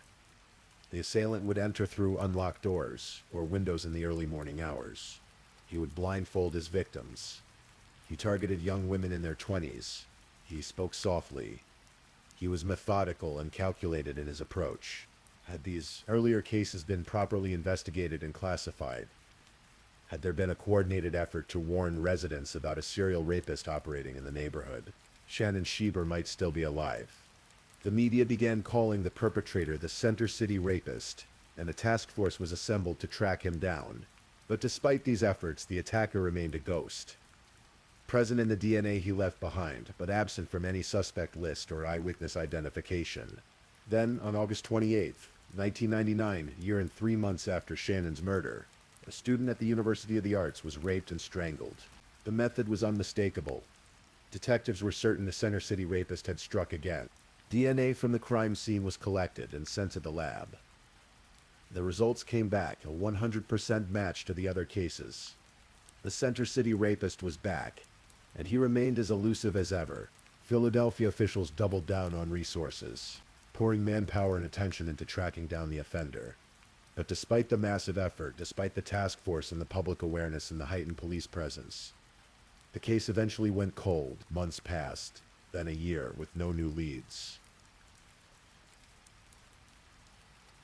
In early 2001, nearly 3 years after Shannon's murder, Philadelphia investigators received an alert that would finally break the case open. The Fort Collins Police Department in Colorado had issued an APB about a series of sexual assaults in their college town. 7 women had been attacked near the Colorado State University campus, and the circumstances bore striking similarities to the Center City cases. The Fort Collins assaults followed the same pattern. Victims were asleep when the suspect entered through a window or balcony door, usually in the early morning hours. The women were blindfolded and bound. They lived with others, but were home alone at the time of the attacks. The assailant was described as slender, soft-spoken, methodical. When Fort Collins authorities ran the DNA evidence from their crime scenes, they discovered something remarkable. The DNA matched the Center City rapist profile. At one Colorado crime scene, the attacker had left behind a sweaty baseball cap, and DNA from that cap connected him to the Philadelphia murders and rapes. This was the break investigators had been desperately seeking. The rapist hadn't stopped. He'd simply moved. He'd left Philadelphia and continued his predatory behavior in Colorado, leaving a trail of trauma across 2 states. Detectives in both cities immediately began collaborating, using driver's license records, credit card information, and public records. They compiled a list of people with ties to both Philadelphia and Fort Collins during the times when the crimes were committed. Taking into account gender, age, and other parameters, they winnowed the list down to 44 potential suspects. One name on that list stood out: Troy Graves. Troy Graves was born on May 4th, 1972. He had dropped out of Bensalem High School in 1989 and had worked various jobs in the Philadelphia area, living in neighborhoods including West Philadelphia and Center City. His timeline aligned perfectly with the crimes. He had been living in Philadelphia during the Center City attacks, including on the 4100 block of Baltimore Avenue, close to the University of Pennsylvania campus during the time of Shannon's murder. In fact, Penn police had stopped Graves for questioning in January 1999, but they had released him. This detail would later become another source of frustration and regret for those following the case. After the series of attacks in Philadelphia, Graves' whereabouts became unknown for several months between July and October of 1999. He then reported for basic training at Lackland Air Force Base in Texas. Following his training, he was assigned to Francis E. Warren Air Force Base in Cheyenne, Wyoming, in April 2000, where he worked as a maintenance technician on missile silos. It was while he was stationed in Wyoming that Graves got married in Larimer County, Colorado, in March 2001. He and his wife settled into a home just a few blocks west of the Colorado State University campus in Fort Collins. And that's where he began attacking women again. Detectives from Fort Collins and Philadelphia worked together to build their case against Graves. They learned that a former neighbor in Fort Collins had called authorities after seeing a composite drawing of the rape suspect. The neighbor thought the drawing looked like Graves. Fort Collins police began surveillance. They collected evidence methodically, building a case that would be airtight. At one of the crime scenes, investigators had found fingerprints on a balcony outside a victim's apartment. When they compared those prints to Graves', they had a match. The investigation moved carefully but decisively. When detectives were ready, they contacted Graves' wife separately. She told them something significant. Her husband had owned a cap like the one found at one of the crime scenes, and it had seemingly gone missing. She also mentioned that she'd seen flyers about the rapes in Fort Collins, and had noticed a resemblance between the composite sketch and her husband. With enough evidence to secure a warrant, investigators collected DNA and fingerprints from Graves. The prints matched evidence from the Fort Collins crimes. The DNA matched everything: the Fort Collins cases, the Philadelphia assaults, and Shannon Shivers' murder. On April 23, 2002, nearly 4 years after Shannon's death, Fort Collins police arrested Troy Graves. He was 29 years old, a senior airman in the United States Air Force, and he was a serial rapist and murderer. He was held on $1 million bail. The DNA evidence was irrefutable. It was, in the words of one official, a 100% match.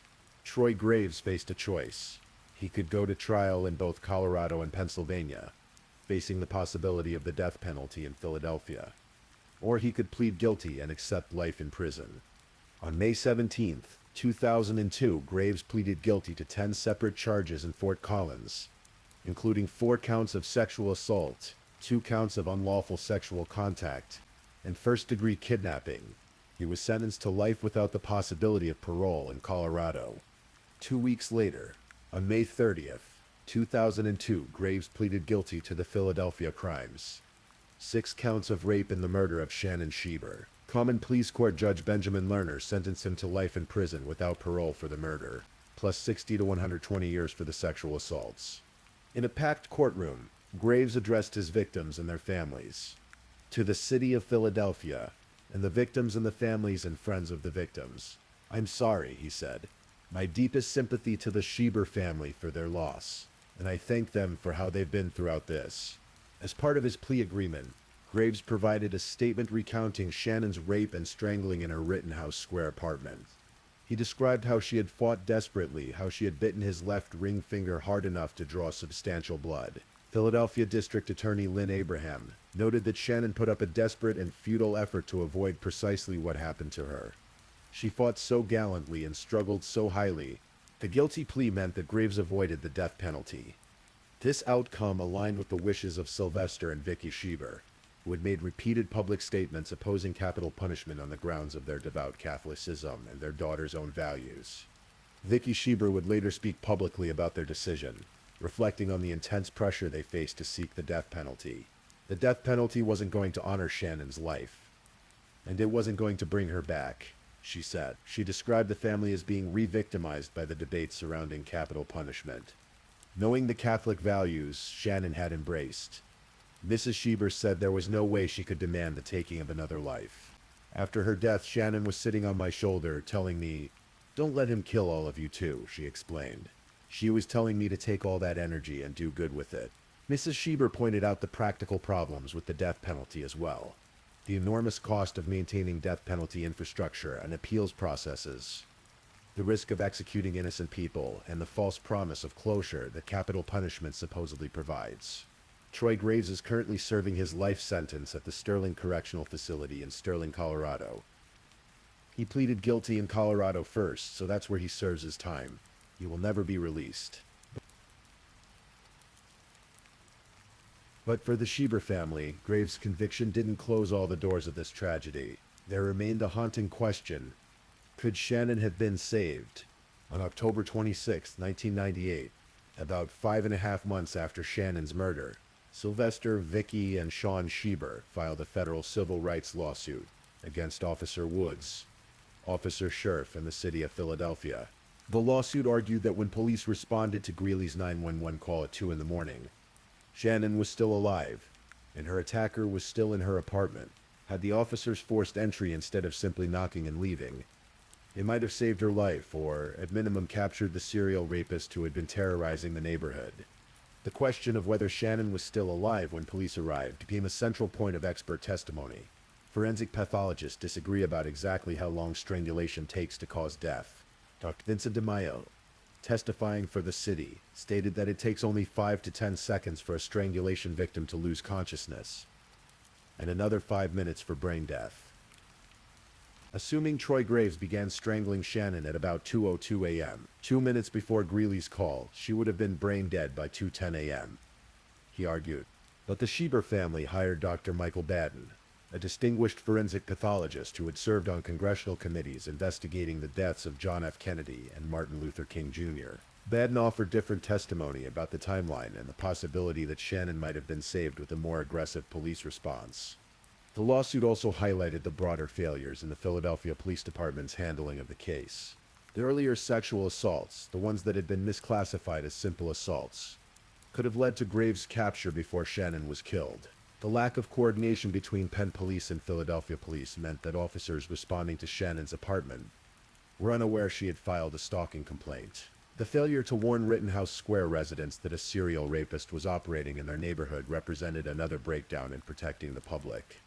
Sylvester Schieber was particularly critical of how Philadelphia police handled the investigation compared to Fort Collins authorities. "I think the police department in Fort Collins from the beginning of the attacks comported themselves in an extremely professional manner, which should be an embarrassment to Philadelphia," he said. The lawsuit wound its way through the courts for years. Officers Woods and Scherf moved for summary judgment based on qualified immunity. The district court denied their motion, but on appeal, the Third Circuit Court of Appeals ultimately ruled in favor of the officers. The legal outcome was perhaps less important than what the lawsuit accomplished in forcing a public reckoning with police procedures and practices. "We hope that Shannon's spirit lives on," Sylvester Schieber said when announcing the lawsuit, "in the lives of the people of Philadelphia who will benefit from a better trained, more responsive, and more effective police force." Even after Graves' guilty plea, which provided crucial information about the timing of Shannon's murder, the Schieber family continued their lawsuit. Graves gave a version of what happened, but most of it was debunked. Sylvester Schieber said, "There's no reason why we would back off of the lawsuit." Shannon Schieber died on May 7, 1998, but her memory and influence continue. Her story was featured on America's Most Wanted, bringing national attention to her case and the search for her killer.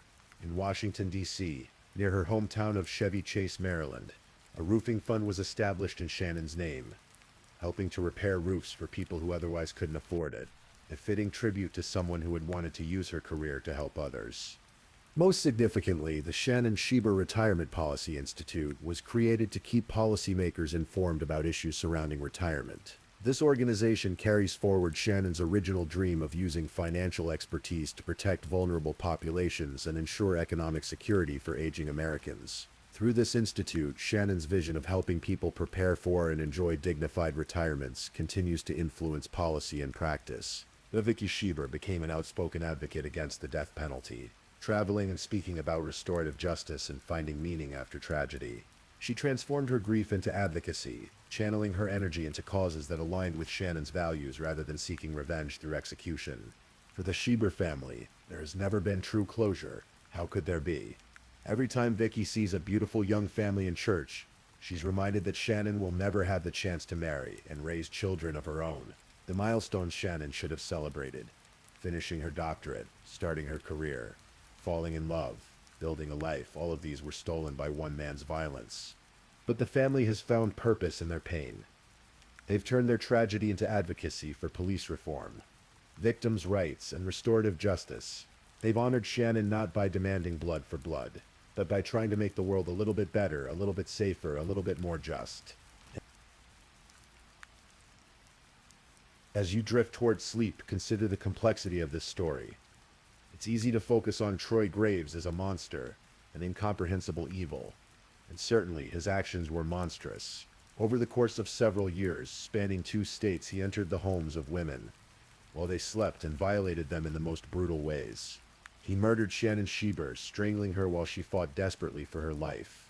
But this story is also about systems that failed, police departments that didn't communicate with each other, officers who made judgment calls that may have cost a life, investigations that were mishandled or misclassified. It's about the randomness of violence, how someone as bright and compassionate as Shannon could have her life cut short for no reason other than being in her own home on a night when a predator chose her building. It's about a family's strength in the face of unimaginable loss, about parents who honored their daughter's values even when that meant forgiving the unforgivable, about turning grief into action and tragedy into meaning. Shannon Schieber was 23 years old when she died. She was brilliant and kind. She had a future full of promise and purpose. She wanted to help people, to use her gifts to make the world better for those who had less. That future was stolen from her in the early morning hours of May 7th, 1998, in an apartment in Philadelphia, by a man who saw women not as people but as objects for his gratification. But Shannon's light wasn't entirely extinguished. It continues in the work of the institute that bears her name. It continues in the police reforms her family fought for. It continues in her mother's advocacy against the death penalty. It continues in the memory of everyone who knew her and loved her. And tonight, as you close your eyes, Shannon's story becomes part of your consciousness too. A reminder that behind every true crime case is a real person with dreams and family and a life that mattered. A reminder to be vigilant, to look out for one another, to demand better from the systems meant to protect us. Rest now and remember Shannon Schieber not as a victim but as a person who wanted to make the world better, whose legacy continues despite the violence that tried to silence her. If you or someone you know has been affected by sexual violence, resources are available through RAIN, Rape, Abuse, and Incest National Network, at 1-800-656-HOPE-4673, or online at rain.org. May Shannon Schieber rest in peace, and may her memory continue to inspire positive change. Please, if you're still awake, let's move on to our last story. Story 5. Tonight we're traveling to the quiet suburbs of Rochester, New York, where a family that once seemed picture-perfect unraveled in the most tragic way imaginable. This is the story of Craig Rideout, a devoted father whose life ended in his own basement, betrayed by the people he loved most. This case isn't about a stranger in the night or a random act of violence. It's about something far more unsettling. What happens when love turns to resentment? When family bonds become weapons, and when the line between protection and destruction disappears entirely. So, as we settle in, let your mind wander with me, and we'll explore together how a custody battle in suburban America became one of the most disturbing family murder cases in recent memory. Our story begins not with death, but with hope, with young love and possibility. It was the late 1980s in Rochester, New York. Craig Wallace Rideout had just graduated from Union College in Schenectady, where he'd studied economics and joined the Phi Delta Theta fraternity. He was 27 years old, smart, dedicated, with a wicked sense of humor that his sister Robin would later describe as not mean or naughty, but a little mischievous. Craig had grown up in Pittsford, a comfortable suburb of Rochester, the son of Richard and Agnes Rideout. His father, Dick, was a World War II Navy veteran who'd spent over 30 years working at Eastman Kodak before his death from cancer, and his mother, Agnes, or Ness as everyone called her, worked as a travel agent. Craig and his older sister, Robin, had the kind of childhood you see in old photographs. Sunday dinners with roast beef and Yorkshire pudding, French toast on Saturday mornings, warmth and stability, and routine. After graduation, Craig landed a job at Federated Clover Investment Advisors in March 1989. Working in information technology. He was good at it, the kind of employee who showed up early and stayed late, who climbed the ranks through sheer dedication. By 1991, he'd become a senior technical specialist and earned his CFA designation. And then, one evening in a Rochester pub, he met Laura Assam. Laura was 22, 5 years younger than Craig, recently relocated from Syracuse with her parents. And 4 siblings, she was attending college in Buffalo, finding her way in a new city.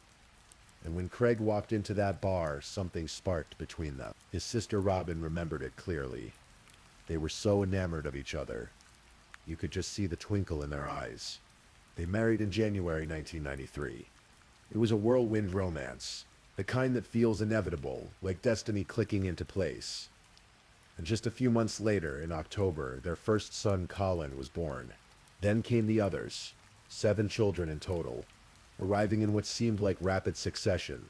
Colin, Andrew, Alexander, Elizabeth, and 3 more. The Rideouts bought a 4-bedroom house on 6 acres in Pittsford, filling it with the chaos and joy of a growing family. For a while it must have felt like they had everything. But large families require resources. And as the children kept coming, the financial pressure began to build. Money has a way of revealing fault lines in a relationship. Things you could ignore when times were good suddenly become impossible to overlook when the bank account runs dry. Craig, practical and cautious by nature, watched the family's finances with increasing concern.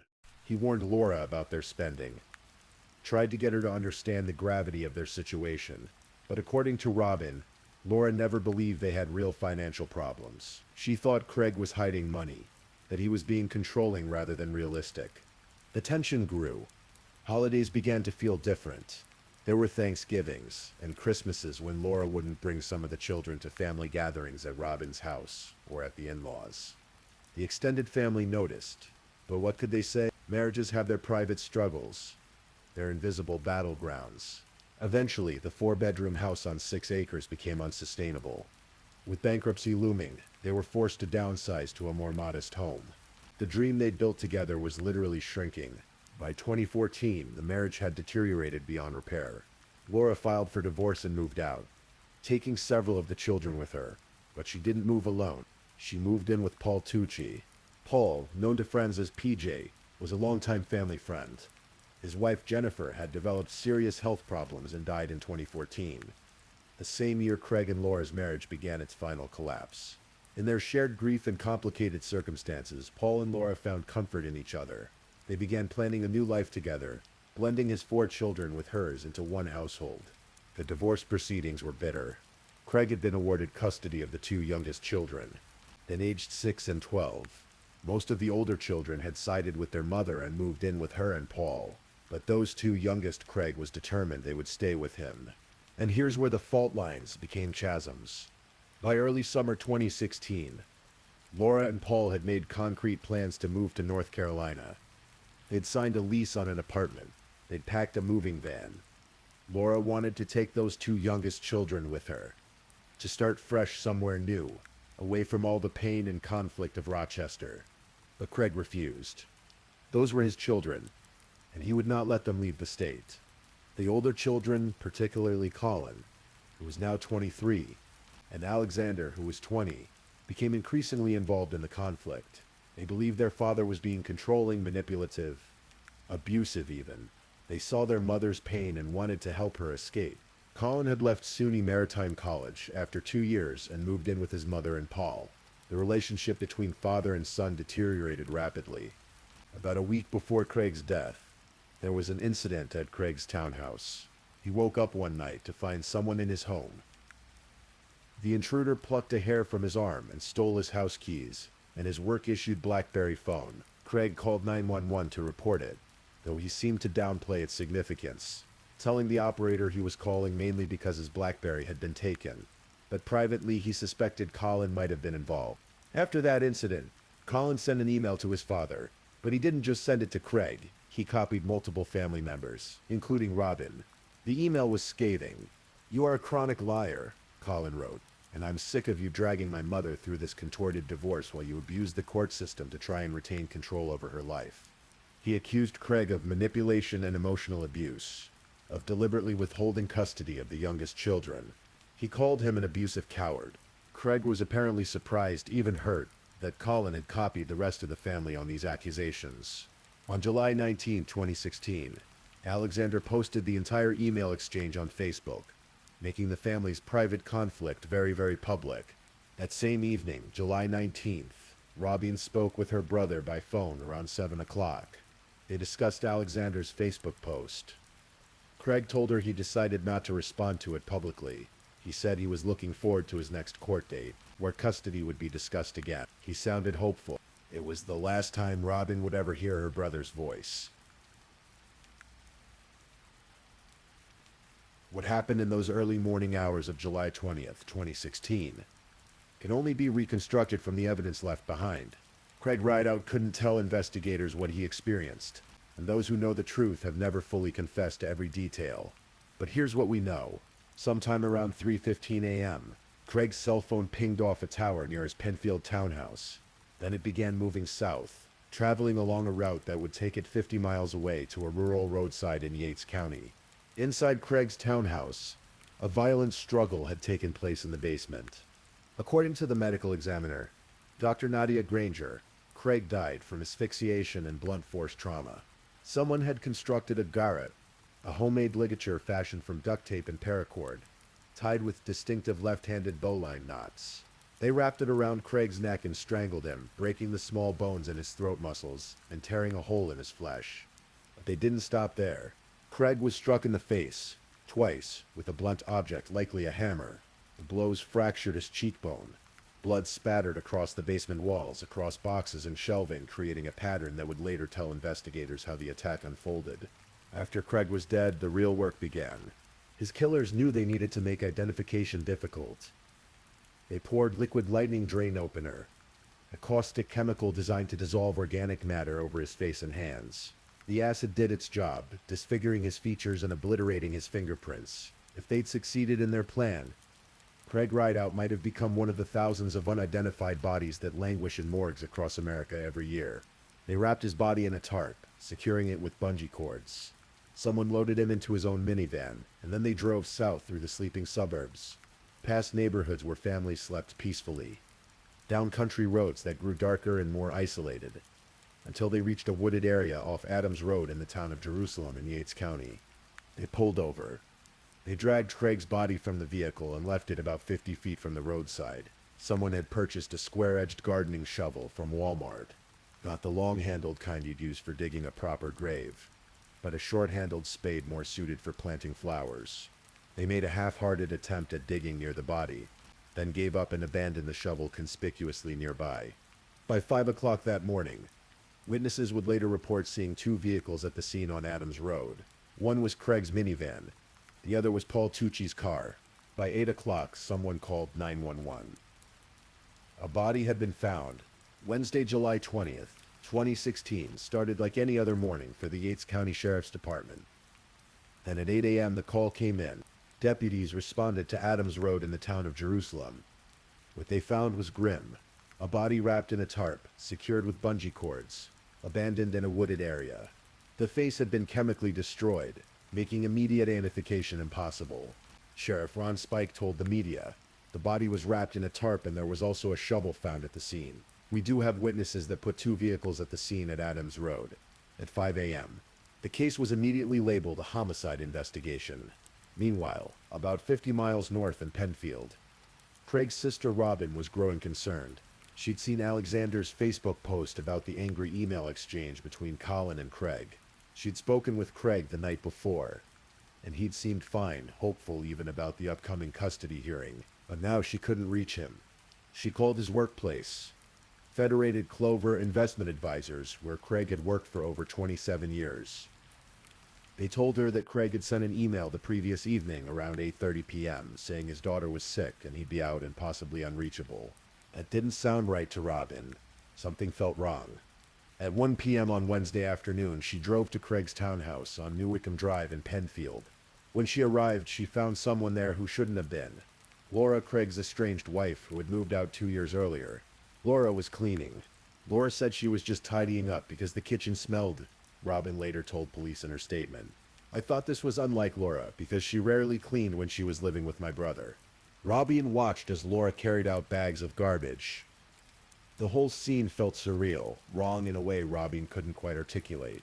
Laura told her, "I figured it wouldn't be long until someone came looking for him. I have no idea where he is." After Laura left, Robin searched the townhouse looking for any sign of her brother. She found nothing. At 2:18 p.m., she called 911 to report Craig missing. Initially, police said they couldn't search the premises without a warrant. But then an advocate contacted Robin, suggesting Craig might have been the victim of a violent crime. The pieces were beginning to connect. By that evening, the Monroe County medical examiner had used dental records to identify the body found in Yates County that morning. It was Craig Rideout. The cause of death: strangulation. His face had been bludgeoned with a hammer. The acid had been applied post-mortem in an attempt to prevent identification. Investigators immediately turned their attention to Craig's estranged family. Modern investigations leave digital breadcrumbs everywhere. Cell phone tower pings, surveillance cameras at stores and traffic lights, GPS data, all of it creates a web of evidence that's nearly impossible to escape. And Craig Rideout's killers left a trail. Investigators obtained cell phone records and mapped the tower pings from Craig's phone.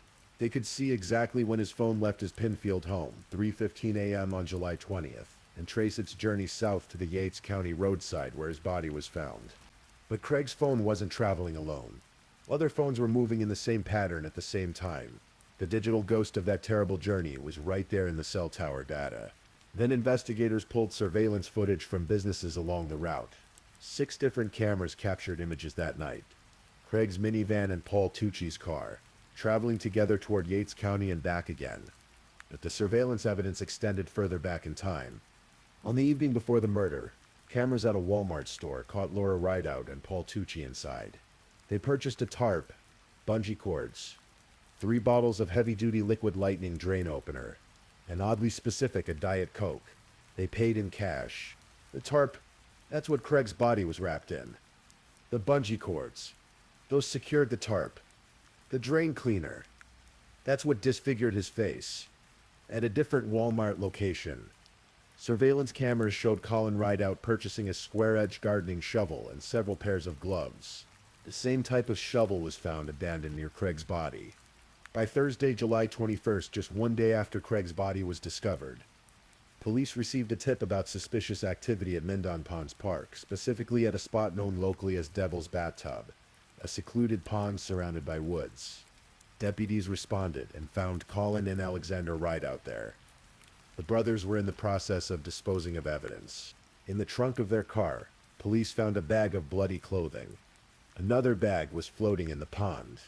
When retrieved, it contained empty bottles of drain cleaner, gloves stained with blood, cleaning solvents, and a length of paracord similar to what was used in the garrote that killed Craig. Forensic analysis would later match the blood on the clothing to Craig. DNA analysis tied the clothing to Colin, Alexander, Laura, and Paul.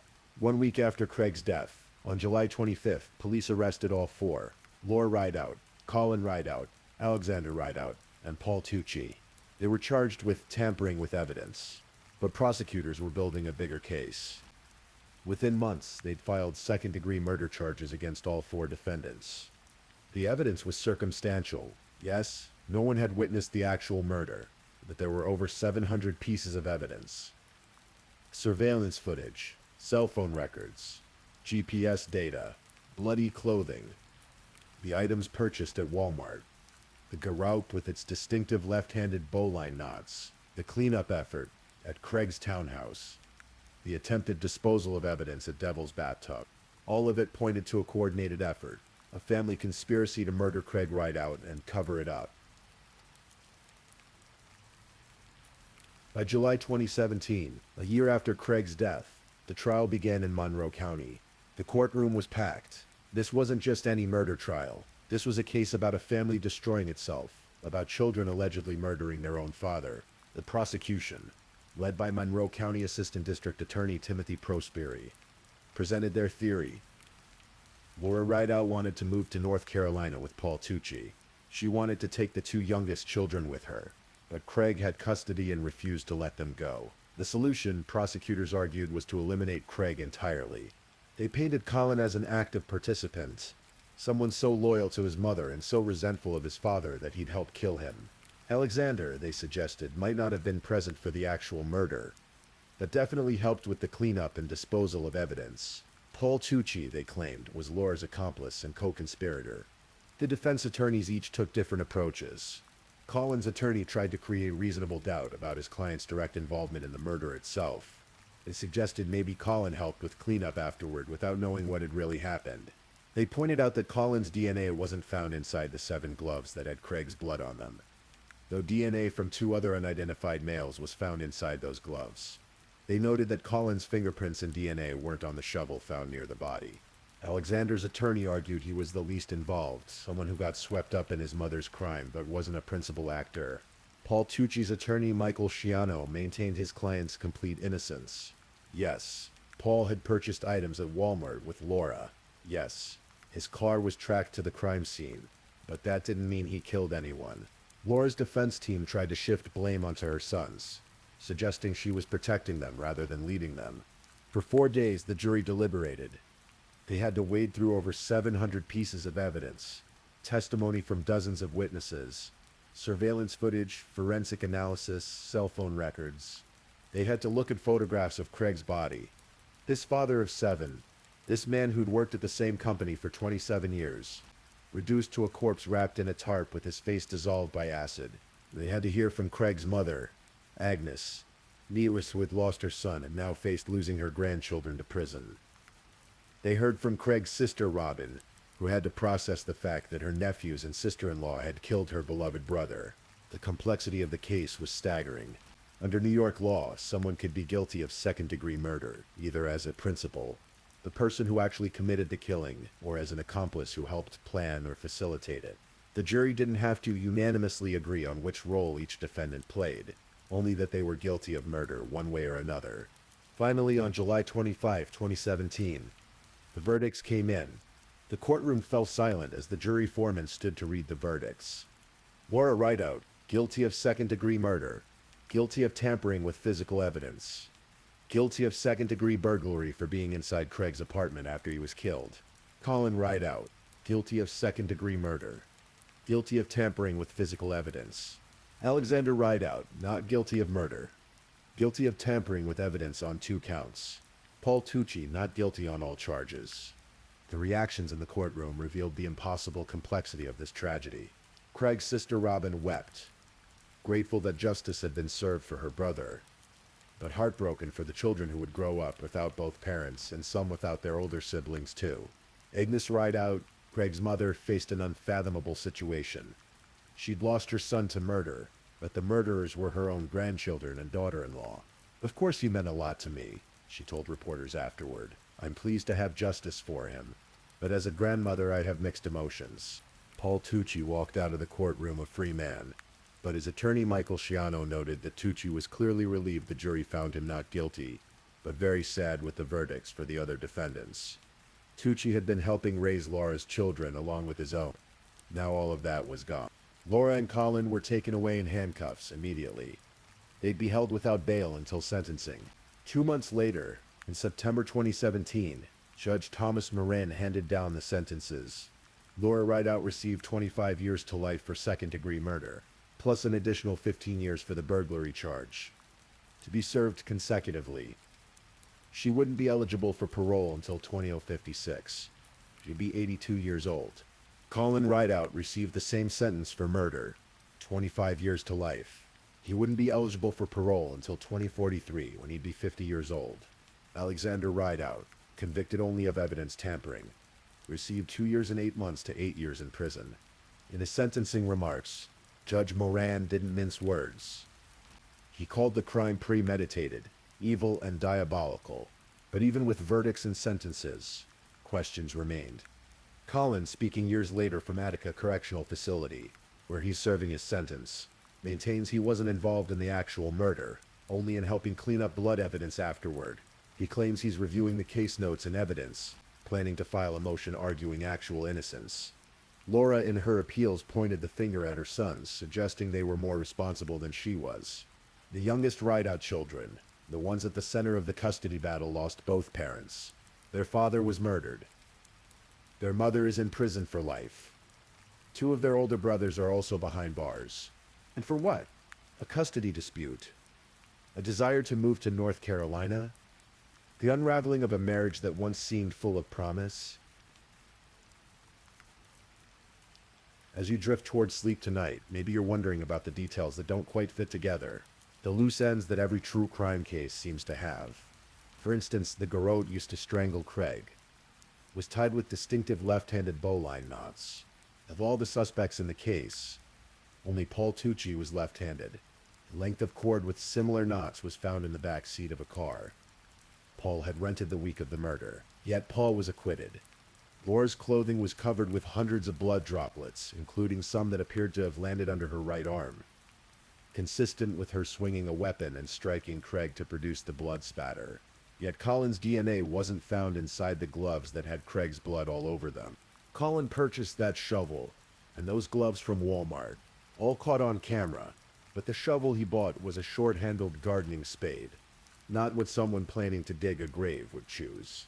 Was he set up by his mother and her boyfriend, or was he complicit in the planning but not the execution? Alexander's involvement seems the most peripheral. His clothing had significantly less blood than Colin's or Laura's. He was acquitted of murder but convicted of tampering because he helped dispose of evidence. Yet he still served 3.5 years in prison before being released on parole in 2021. And what about that 911 call Craig made before his death, reporting a break-in where someone plucked a hair from his arm and stole his BlackBerry? Was that Colin? Was it someone else? Was it the beginning of the plan to kill him? We know from email exchanges that Colin deeply resented his father, seeing him as controlling and abusive. But did that resentment extend to murder, or did he help his mother cover up a crime she and Paul committed? The jury heard all the evidence and made their decision. Prosecutors presented a compelling case of a coordinated family conspiracy. The defense attorneys raised reasonable doubts, but couldn't overcome the sheer weight of circumstantial evidence. Yet circumstantial evidence by its nature leaves room for interpretation. No one except the people in that basement on the night of July 19th, 2016, knows exactly what happened. Perhaps the saddest aspect of this case is what it reveals about family loyalty taken to its darkest extreme.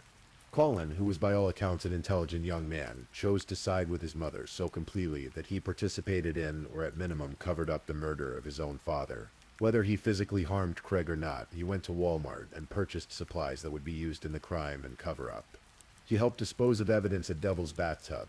Alexander posted that inflammatory email exchange on Facebook. Just hours before his father was killed, he too helped dispose of evidence, throwing bags of bloody clothes and drain cleaner into a pond. These young men saw their parents' bitter divorce and made a choice about which side to take. In doing so, they crossed a line that can never be uncrossed. Laura, facing the reality that she might not be able to take her youngest children to North Carolina, apparently decided that eliminating Craig was preferable to continuing the legal battle. The courts had awarded Craig custody. Rather than accept that decision, she chose murder. Think about what Craig experienced in his final moments. Betrayed by his wife, possibly by his own sons. Attacked in his own home, in the basement of a townhouse where he should have been safe. Strangled with a garrote, struck in the face with a hammer, and then, after death, having acid poured over his face to obliterate his identity. His sister Robin remembered him as wonderfully funny with a wicked sense of humor. She said he loved reading and music and his family. Colleagues at Federated Clover Investment Advisors described him as dedicated and hard-working. He'd been with the company for 27 years, but his children saw someone different. Or perhaps they chose to see someone different because it made their choices easier to justify. Now Craig's elderly mother has to visit 2 different maximum security prisons if she wants to see her daughter-in-law and grandson. Colin is at Attica Correctional Facility in Wyoming County. Laura is at Bedford Hills Correctional Facility in Westchester County, nearly 300 miles away. The 2 youngest children, who were at the center of the custody battle, grew up without either parent. Their father was murdered. Their mother is serving life in prison. Their older brothers are either incarcerated or marked by their connection to the crime. There are no winners in this story. No one who comes out whole. The case gets its popular nickname from that pond where Colin and Alexander were caught disposing of evidence. Devil's Bathtub, a secluded spot in Mendon Ponds Park. It's a fitting name, isn't it? A place where evidence of evil was hidden away, submerged in dark water, as if by sinking those bags the whole terrible truth could be buried too. But truth has a way of surfacing. The bags floated, the cell phones pinged, the surveillance cameras recorded. The blood told its story through DNA analysis. 700 pieces of evidence wove together to create an undeniable picture of what happened. If there's a lesson in this tragedy, and maybe there isn't, maybe some events are too senseless to yield lessons, it's this: family loyalty is a powerful force, but it should never extend to covering up or participating in violence. Colin and Alexander faced a terrible choice when their mother's relationship with their father deteriorated. They could have maintained boundaries. They could have refused to take sides. They could have sought family therapy, mediation, legal counsel. Instead, they chose to see their father as an enemy. And once you see someone that way, once you fully dehumanize them, terrible things become possible. Laura faced a choice too. She could have continued fighting through the legal system for custody. She could have moved to North Carolina without the youngest children and worked to modify the custody arrangement later. She could have accepted the court's decision and made the best of the situation. Instead, she chose murder. And in doing so, she destroyed not just Craig's life, but the lives of all her children. Every choice has consequences that ripple outward, touching people we never intended to harm. It's late now. Your eyes are heavy. The details of this story, the Walmart surveillance footage, the cell phone pings, the bags floating in Devil's Bathtub, They're starting to blur together as sleep approaches. Craig Rideout died on July 20, 2016, in the basement of his Penfield townhouse. He was 50 years old. He left behind 7 children, his mother Agnes, his sister Robin, countless friends and colleagues. 2 of those children were convicted of his murder and tampering with evidence. Their mother and his estranged wife was also convicted. They're all in prison now, marking time, living with their choices. The 2 youngest children, the ones everyone was fighting over, grew up in the shadow of this tragedy.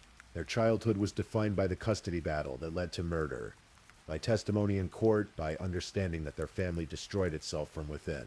But tonight, as you drift towards sleep, remember this. Most families, even those going through difficult divorces, don't end in murder. Most custody battles, even bitter ones, don't culminate in violence.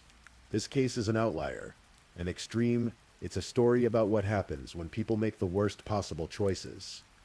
When they let anger and resentment and the desire for control override everything else, including love, including basic human decency, including the knowledge that murder destroys not just the victim, but everyone connected to them. Thank you for listening to tonight's true crime story. Rest peacefully knowing that another story awaits you next time, ready to accompany you on another journey toward restorative sleep. But if you're still awake, don't forget to like and subscribe so you don't miss our next true crime stories. And until next time, stay safe and take care. Good night.